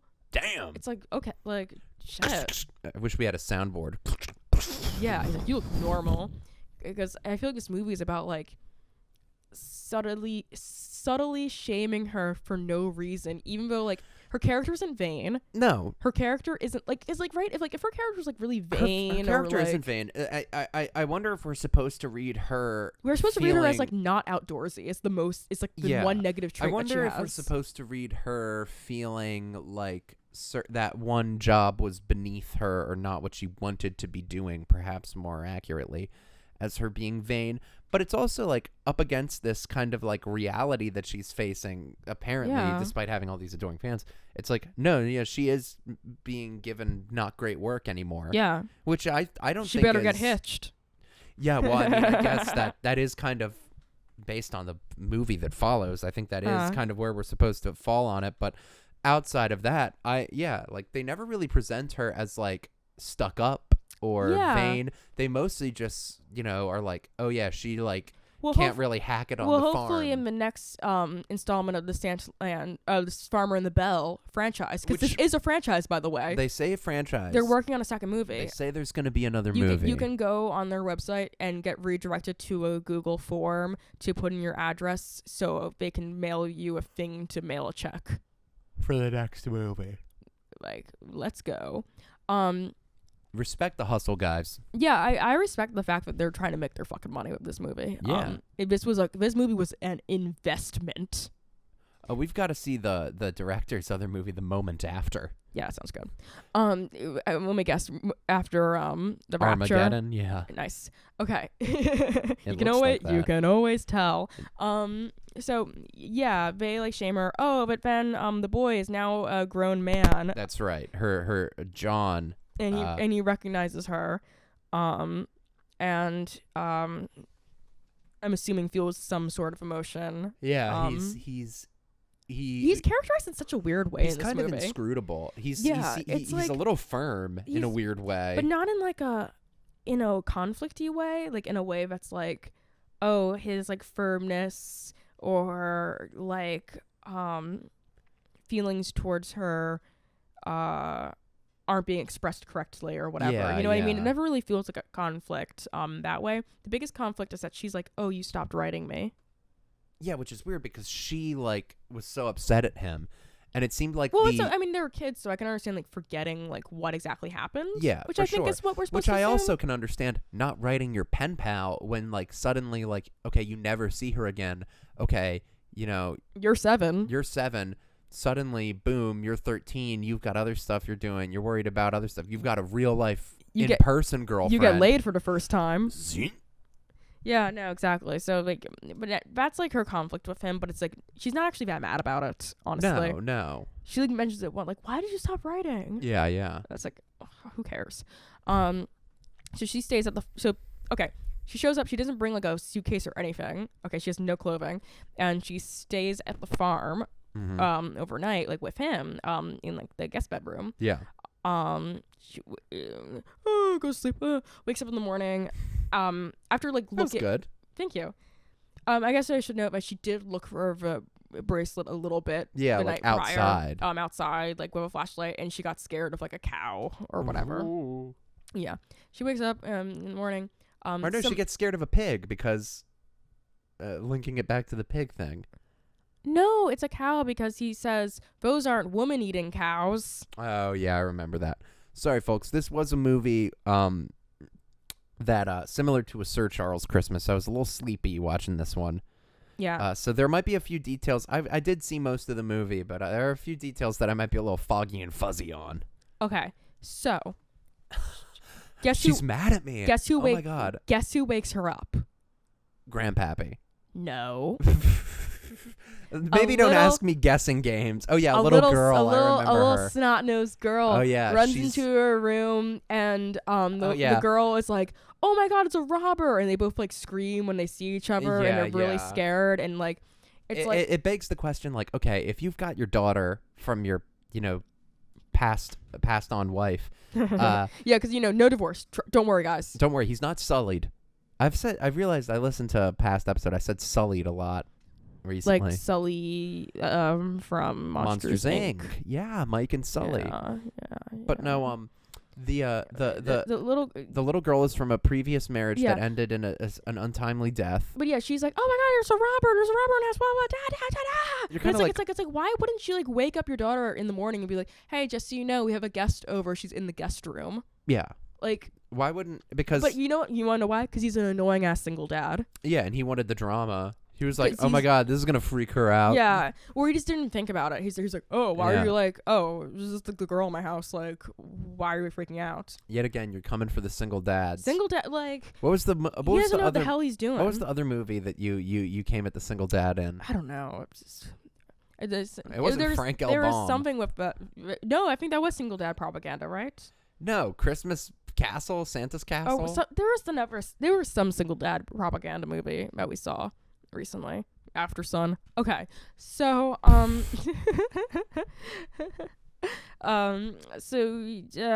they wake up in the morning and they talk and it's boring. Waking up in the morning, thank God. She asks him like really point blank, like, "Oh, so where's the wife? Yeah, where's her mother? Where's her mother?" And he's like, "She's dead. A lot can happen in 25 years. A lot happens in 25 years, and you don't even know." Yeah, you come in here acting like I'm crazy for giving you a place to stay when you showed up at my house. Yeah. And now you're trying to act like I'm some two-timer. Yeah. No, I wouldn't flirt with you if my wife wasn't dead. Amen. So she puts on her clothing for the day, and she because she doesn't have her own clothes, she puts on clothes that are just in her room, and it's of course the dead mom's clothing. And she's just like, I'll wear it. And the kid is like so shook when the kid sees the clothing, and the dad's shook in her breath like, "Oh wow, you look just like her. You look beautiful. You look like mommy, except you have blonde hair instead of brown hair." Yeah. It's like, okay. And it's also like, you weird ass dramatic bitch, and for like putting like you're putting on the dead wife's clothing. There's like that older woman that's friends with the family. Why not ask her for some? And doesn't she live there? Yeah, there's a black woman who lives on the farm, I think. I don't know. I don't know. I'm not getting into it. Well, there's people of all sorts of different races that live on the farm. Yeah, there's the farmhand. There's the Asian cowboy. American farmhand, yeah. What's his name? His name is Rodeo? No, his name is Rowdy. His name is Rowdy. Rowdy, the Asian cowboy. Which isn't that weird, actually. There's a long tradition of Asian cowboys. Did you know that, Will? Sure. You knew that? I don't know if I like capital K knew that, but I can see it. I don't mean I can see it. Can we move on? What's next? Santaland, where ho-ho hats are never out of style. Okay, so like yeah, they're all showing like, oh, but you look so beautiful in the costume, and it's like after Grandpappy hit him with the diss last night. Yeah, and it's just so weird because it's like, why wouldn't you just like ask before you put on the clothing? Like, why wouldn't you like be like, hey, can I wear this? But whatever. Yeah, or like Whatever. Like especially after like he's still very sore about it. They go Christmas tree That's shopping. I guess I would, They go Christmas tree shopping and it's raining, and I can only assume that it rained for like 5 days straight, and they were like in real life it rained 5 days straight, and they're like, shit, like we can't keep doing rain dates for this scene. We pushed it like 3 days we did everything already. We did all the other interiors. We pushed it back. We can't. We just have to film in the rain. Get the umbrellas. Yeah, I think that's 100% what happened, because it's like, because why would it be raining in that scene? And why would they buy like a rain machine? Yeah, it was like accidental. So it's raining. Why would they buy like a rain machine? That's a good point. Right, because it's all filmed at his actual farm. Well, that's the thing. One thing you have to give credit for this movie, and part of why it looks so good in terms of production design, is it was all filmed on location. I believe, including New York City. The other thing that should be noted, though, is it was all filmed on the star producer's family farm. Yes, the husband's family farm, which is again I think that the real life couple was living in New York for a really long time after they got married. Okay, so all right, this is the bulk of the falsities that rubbed Ava the wrong way. I'm just going to talk about this right now. This kind of back home. Okay, I get it. It's based on a true story. It's not all real. I get it. But like, wouldn't you think the true aspects would be like, we were friends when we were children, and we reconnected as adults? Or even the true story would be like, I went to Santaland. Yeah, like he's from Georgia. I'm from New York. I became this, actress in New York, and we connected. But no, neither of those are true. They're both just working actors in New York, and they met on set. They met on set on a different freaking Christian movie. They met on some other Christian movie and dated for like 3 years and then got married. Yeah. After, not to air out her dirty laundry, but she wrote a book about it after she was divorced. Yeah. Because she wrote a book called like Jesus as My Bridegroom. And she wrote a book. Wait, let me find it. Which, again, there's nothing wrong with that. That's not a judgment statement. There's nothing wrong with writing a book called Jesus as My Bridegroom. And there's nothing wrong with getting divorced and then getting remarried. The only issue there's literally nothing wrong with that. The only issue Ava takes with that is that, like, okay, is the only element of this true story that these two people you're seeing on the screen got married? Right? And then they recreate their wedding at the end. Yeah, they recreate their wedding at the end. I almost want to be done talking about it, because those are like the main things that are interesting. Well, we should breeze through the plot. Yeah, but what I'm going to say is, we're also going kind of long, I think. Maybe not. Go on. What were you going to say? Okay. Well, yeah, and I want to eat dinner. Yeah, we haven't eaten dinner yet. We put dinner in the oven, and it could kind of cook. And we're so drunk from our non-alcoholic apple cider. But yeah, so fucking they were not kids that met in the past. Not at all. They weren't. Far from it. And they were adult people. They were adult fucking people that met on set after her divorce. And I don't know if I couldn't find that much. I didn't go for his Facebook. I just went for hers because she was the one most tagged. Well, and they seem they seem like a very happy couple. Very sweet. They're always and jumping happy from joy. They have like 20 fucking kids now. They have like 300 children. He's much more joyful in IRL than in the movie he's it seems in the movie he's like so kind of like gruff and stoic and like whatever, hard to read, but like in real life, or at least in the photos, he's like always like smiling and like doing like reaching out his arms and jumping around. The wedding photos you sent me were cute. Yeah, they also have one on like a hay bale where he's like making out with her on a hay bale. It was awesome. I will say though, I actually they were slaying their life down in New York. Yeah. For like a really long time until they moved back to his family farm. You think it was a COVID decision? That's what I'm guessing. Because it seems like it's around 2020, 2019, so maybe a little before COVID that this whole farm thing kind of comes into the picture. At some point they moved to a farm. But this film is from 2020, so it's probably pre-COVID. But for a while, they were dating, and I think married. but for a while he's dating. I have to check the timeline of it, and they were living in New York, and they were slaying. They were always going to like Central Park and like doing a picnic, doing like cute little things together. I had a bunch of friends. I'm like, okay, she won. She actually won because she probably lived in a nice fucking apartment. Yeah. In like Manhattan or Yeah. like Williamsburg. You know. Yeah. She was in New York before. I mean, it's always been expensive to live in New York, but she was in New York before. It's like now like impossible to live in New York. Yeah. With the prices, she might have had like an actually like cute apartment. Yeah, it might have looked like her apartment in the movie. Yeah. Honestly. Yeah, because I think these guys might also have some money because she had like a 1-bedroom loft. And I think these guys might have some level of generational wealth. I don't know, but like this is totally me just like. Well, and they're also working guessing. actors. Like Well, the film was SAG, wasn't it? The film. I don't know. Santaland. What I'm saying is I think they might have some generational wealth because they were able to make this movie. It looks good. And there was a crew, and they had like 5 screenwriters that like I think that were like paid to write it. Yeah. Like I remember noting the amount of screenwriters on this. Yeah, film. I think they have like some decent like generational wealth. I mean, like the farm, it's not like a working farm. It's a family. It's like private it's farm. like a gentleman's farm, and they have like events there now. So like good for them. I love the idea of a gentleman's farm. Yeah, my father I worked guess I'm on kind a of creeped gentleman's out. farm, Actually, maybe. No, it wasn't. It was. Actually, maybe I'm creeped out by generational wealth in Georgia. Oh, that definitely has. Maybe actually, I'm scared of that. Maybe Santaland has a bit of a checkered past. Maybe the Santa plantation. Sam Planta.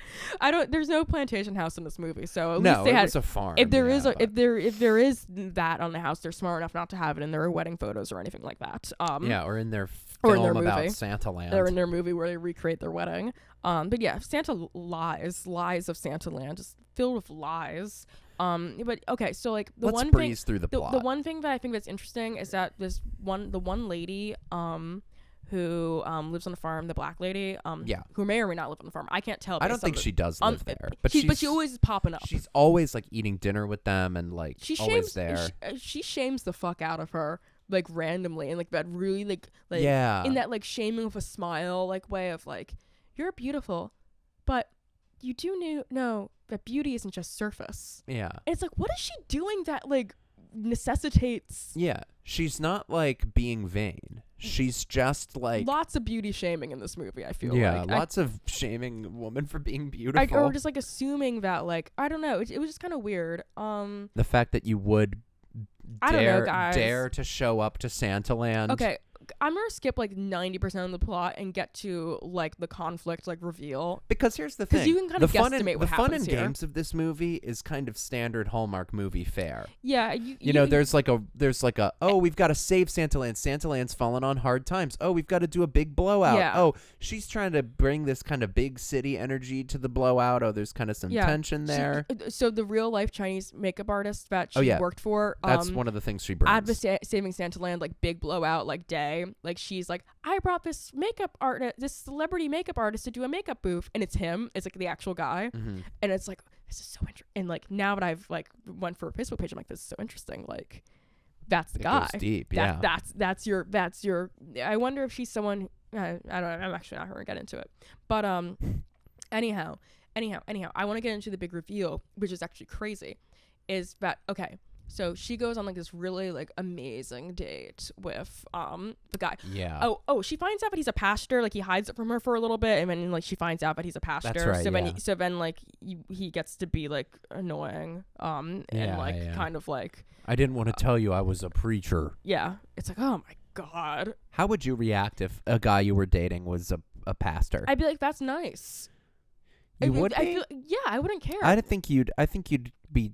I guess like I'd be curious as to like what like he was actively preaching, like if he was like a homophobic, like misogynist, like anti-Semite, whatever, I would not really get along with him anymore. That's true. You probably wouldn't find yourself dating him though. But if he was a normal guy that I was dating and it was all normal, and when I found out that he was also a pastor, I'd be like, oh, that's really interesting. And we'd probably get along. But in this movie, like, you know, she's not like shocked or anything because she's also probably Christian in this world of this movie, right? Yeah. She's not shocked or anything, but I think the fact that like the movie is like, oh, like he hid it from her is like this kind of like schizophrenic fear that a lot of Christians have, that like, oh, everybody's always trying to judge me for being Christian. Yeah, and yeah, blah, blah. yeah. It's like most people wouldn't really care, you know. And he has the vibe. And trust me, you didn't shock anyone by telling us you're a pastor. Yeah. Or that you're Christian. This guy, you know, like, it's like, no, we can tell. For sure. He has like a book in his house about like being a godly wife. You Yeah, know? Like, the it's wife, like the since passed wife has a book, an instruction manual she left behind for Belle Winters. Yeah, on how to be a good wife. How to be a godly wife. Yeah, which is not for sale on the website right now, but I feel like probably was, it based on the seemed fact that that way, like we yeah, saw it yeah. for a second, and there's 2 other books in this movie that are on for sale. Currently on the for sale website. on the Santaland Yeah, website. so, you know, Farmer and the Belle. But most of the things for sale currently are like things based around like finding inner beauty, like targeted towards like teenagers and children. Like there's a children's book, and then there's like a teenage book, and they sell Bible study seminar classes, and they'll also do in-person like talks at your church for $5,000, and they'll do virtual Zoom ones for $600, and you can give them. There's so many different ways you can give these people money. So like if you are fiending to give away a lot of money, like go on farmerandthebell.net. Is that what it is? Farmerandthebell.net? Yeah, I'm pretty sure. It's like they say it at the end of the movie, but I it's like .net book, so it's kind of hard for me to find. Oh, that's funny. Anyhow. So I guess like okay, the big reveal, right? She's looking. Oh, yeah. She's looking for this charm bracelet. She finds like one of the charms, right? But she can't find the rest of the bracelet. She wears the bracelet. They go on this great date. Yeah, you know, it's so romantic. It's so good. The next morning or like the night of, he like gives her like a box and like a note, and like the note is like a romantic, like, you know, like, you're so special, blah blah. You know, I want you to stay in Georgia. Yeah. You know, and she's kind of considering it low key. You know, I want you to stay. I don't want you to go back to New York. Blah blah. And the box has the full bracelet. And she is just furious because, like, he hid it from her. Yeah. Like, he knew the whole reason why she was there was to find this bracelet, and he hid it for her. So she confronts him, and he has the gall to be like, I can explain. And she's like, I don't care, blah, blah. You hid this from me. There's nothing you could possibly explain. He's like, the bracelet. I had it for so long. And I ended up giving it to my wife, and it was the only thing that allowed her to extend her life while she had cancer. Wow. Before she died. It was the only thing. He literally says it was the only extend thing her life, that could extend her life, was reading the positive message of affirmation on your bracelet. On this bracelet. And I was going to give it to our daughter one day. And of course, and thankfully this movie makes the right choice of her going, okay, I get that, but that doesn't excuse the fact that you lied to me. Yeah. For 3 days about this. Like, you could have just told me that. I'm keeping the fucking bracelet. Bye, I'm leaving. Right? And so she's gonna leave. Yeah. But ultimately, like, things happen, and she decides not to leave. I feel like, right? Like, like I could get into the fact that there's a nativity scene. She plays the donkey. Yes, yeah. I could get into that, and you know, maybe that shows that, you know, she's off her high horse of beauty. Yeah, maybe she's not so obsessed with being beautiful. But she isn't in the movie. Like, that's what's so weird. Like, I wish we had scenes where she's like obsessively doing her makeup, or like working out constantly, being like or, judgmental, or getting or Botox. Oh my God, there's a song that plays like as she's leaving that's like, land of Botox and beauty, land. Oh, I remember that. Yeah. It was awesome. But I wish that movie had that vibe, right? Yeah. Like, or that she had that vibe. Or even like you know, like, I love New York, but if you want to make this movie, like, do like this anti-New York vibe of like, you know, like the horrible city where everybody's cruel, and make it be about getting back to Santaland, and getting back to God's country, Santaland. Yeah. You know, like, that's how you do that movie, right? Like, purely on like a just. But so Ava, how does this movie end? She gives the bracelet back to him, or she marries him, right? Yeah, they get married. They get married, and we see recreated footage of their actual wedding. Yeah, but it's not their actual wedding. But it's footage they shot recreating their wedding, because you've now seen their wedding photos, and they're strikingly similar, but they are not. I mean, it is not their wedding. Yeah, they're older, and there's certain things like they have the child actress and the footage. And Rowdy's there. Yeah, and Jubilee CEO Brother Jean. Oh, everybody's there. Everyone's there. But yeah, the wedding like is recreated. she wears the same wedding dress. He wears the same like wedding suit with like she had like a sunflower themed wedding, which I thought was cute in real life. And I guess also in this false mirror of.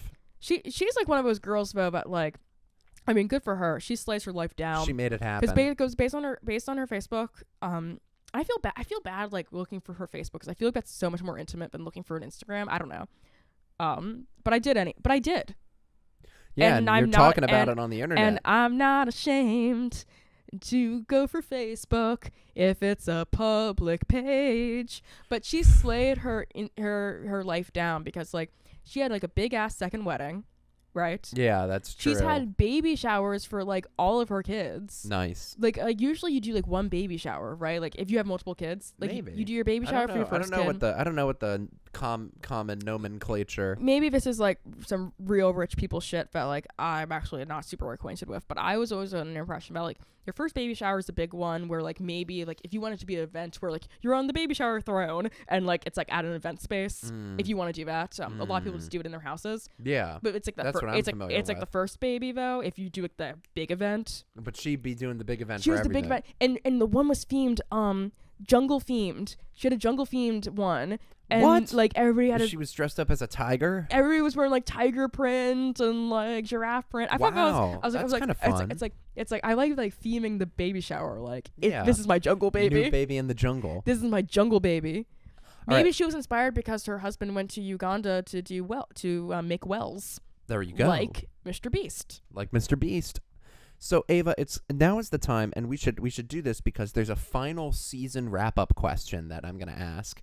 What is our snowball rating for Wes Llewellyn's 2020 film, The Farmer and the Belle Saving Santaland? This was good. It is a little. It will probably be forgettable, like some of the other kind of just like nice movies. Yeah. That we saw. There's a weird undertone knowing that everything for the movie is for sale. And I'm also strange. And I'm also angry You're that peeved and I'm angry that it's only kind of a true story. You know, I'm not saying it's illegal because it said based on a true story. I'm not like alleging anything. Like it's fine that they lied to us, but can we put our twinninum to the test? Can we both say our rating as I count down from 3 after I say 1? 3, 2, 1. 2.5. Oh. Okay. A little different. Now I should say after about the hour mark on this movie, you fell asleep. I got a little sleepy. There were maybe 5-minute stretches where I truly was asleep and then would kind of come to and be a little groggy. But I saw the main points. I saw the bracelet reveal.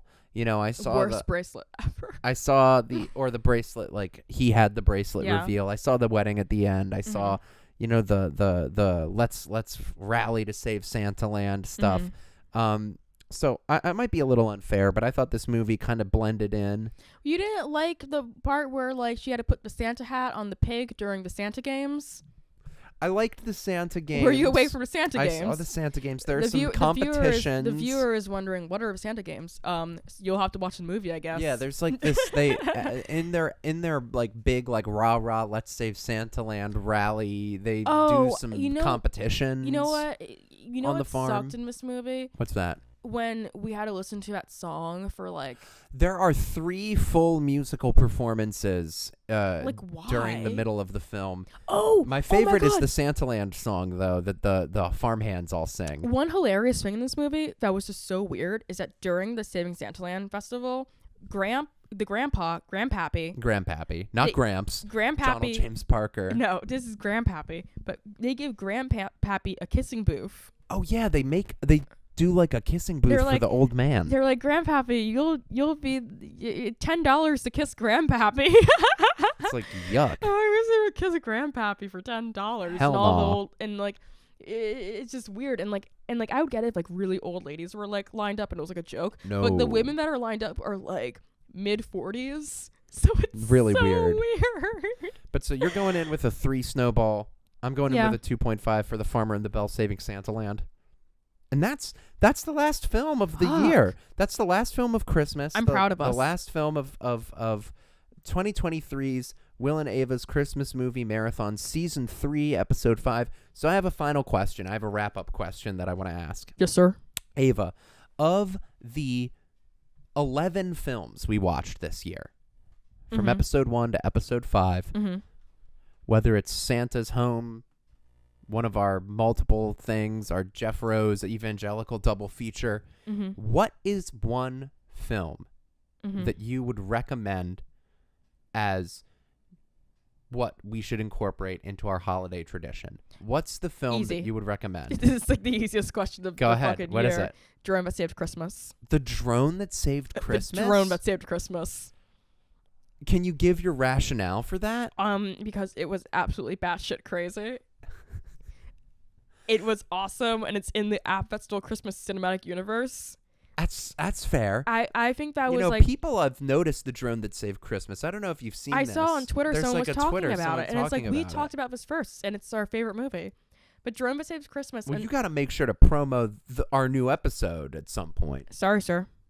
This is an argument that is, at about 3 weeks old by the time you're seeing this, viewers. But, make sure you hit up our latest episode on the gram and on Twitter. Yeah, it's just, sometimes you forget. Well, I had COVID, so, I was delirious. It's true. I couldn't, she wasn't herself. I could only work up the energy to scroll through TikTok. I couldn't work up the energy to make an Instagram Continue post. defending The Drone That Saved Christmas as your It was pick. awesome. Just because it was, like, hilarious. So what would you pick? I would Santa's pick, Summer Home? I would, I was kicking around 3. Okay. I was kicking around 3 ideas.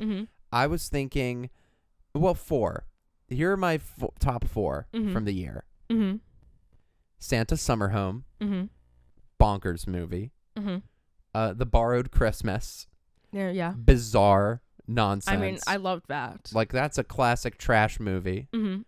A Christmas Karen, because I think that was probably the quote-unquote best movie. That was the best of the year, definitely. The best. Like, that is a 5 snowball film. But I feel like, A Borrowed Christmas, not everyone is going to really be down for watching True. that. And I would probably argue that after you watch A Christmas Karen once, there's diminishing returns on a rewatch. Absolutely. But A Drone That Saved Christmas, I will still be learning things because I didn't understand most things that happened in that movie. And can I tell you? Yeah, that's true. I think actually I maybe do need to rewatch The Drone That Saved Christmas. But can I tell you the 4th movie I was thinking about? I do have a real soft spot for A Raunchy Christmas Story. But it's not a Christmas movie. Yeah, it's the least Christmassy of the movies we saw, and that's saying something. But it's less Christmassy than a Sir Charles Christmas. I do feel as though I found a bit of a diamond in the rough with A Raunchy Christmas Story, and I think it's kind of a real oddity, and it gave me some genuine laughs. So those were kind of the 4 I was kicking around. I definitely am convinced by The Drone That Saved Christmas that it's funny. Imagine putting that on for a crowd. Over some brewskis. Over some brewskis, some merry monkeys. I want to watch that with Alec and Jacob. Did they told us at some point last year they watched the app that stole Christmas, right? So they should watch The Drone That Saved Christmas, and then they'll understand like the whole world. Well, so I think that's honestly a solid list of 5 movies from this year that if you're at all interested in our pursuit of finding the weirdest movies. Well, finding the best low budget, high concept Christmas B movies. Our 5 recommendations are The Drone That Saved Christmas, The Borrowed Christmas, Santa's Summer Home, A Christmas Karen, and A Raunchy Christmas Story. Something about those, you'll find something to enjoy. The others, something will happen to your brain if you watch the others, to varying degrees, maybe not. Depends how into this shit you are. But so, Ava, I guess let's sign off. Finally, we made it to a New Year's episode. What have you got? Take us out. Sign us off. Sign us off for season 3. Thank you all for coming with us on this journey. We've laughed. We've cried. Yeah. We've fallen asleep. Yeah. We've spiritually died. Merry Christmas. But, next year we're going to be back. That's right. Season 4, OTW. Forever and ever. I have a feeling that it's only up and up from here. That's right. We've always toyed with the concept of doing a Christmas in July season. Maybe this will be the year for that. No promises. But at the very least, you can count on us every December. Yes. Treating your ears with more high concept, low budget Christmas B movies. Signing off. I'm Ava. I'm Will. We'll see you guys next year. Ho, happy ho ho ho and Happy New Year.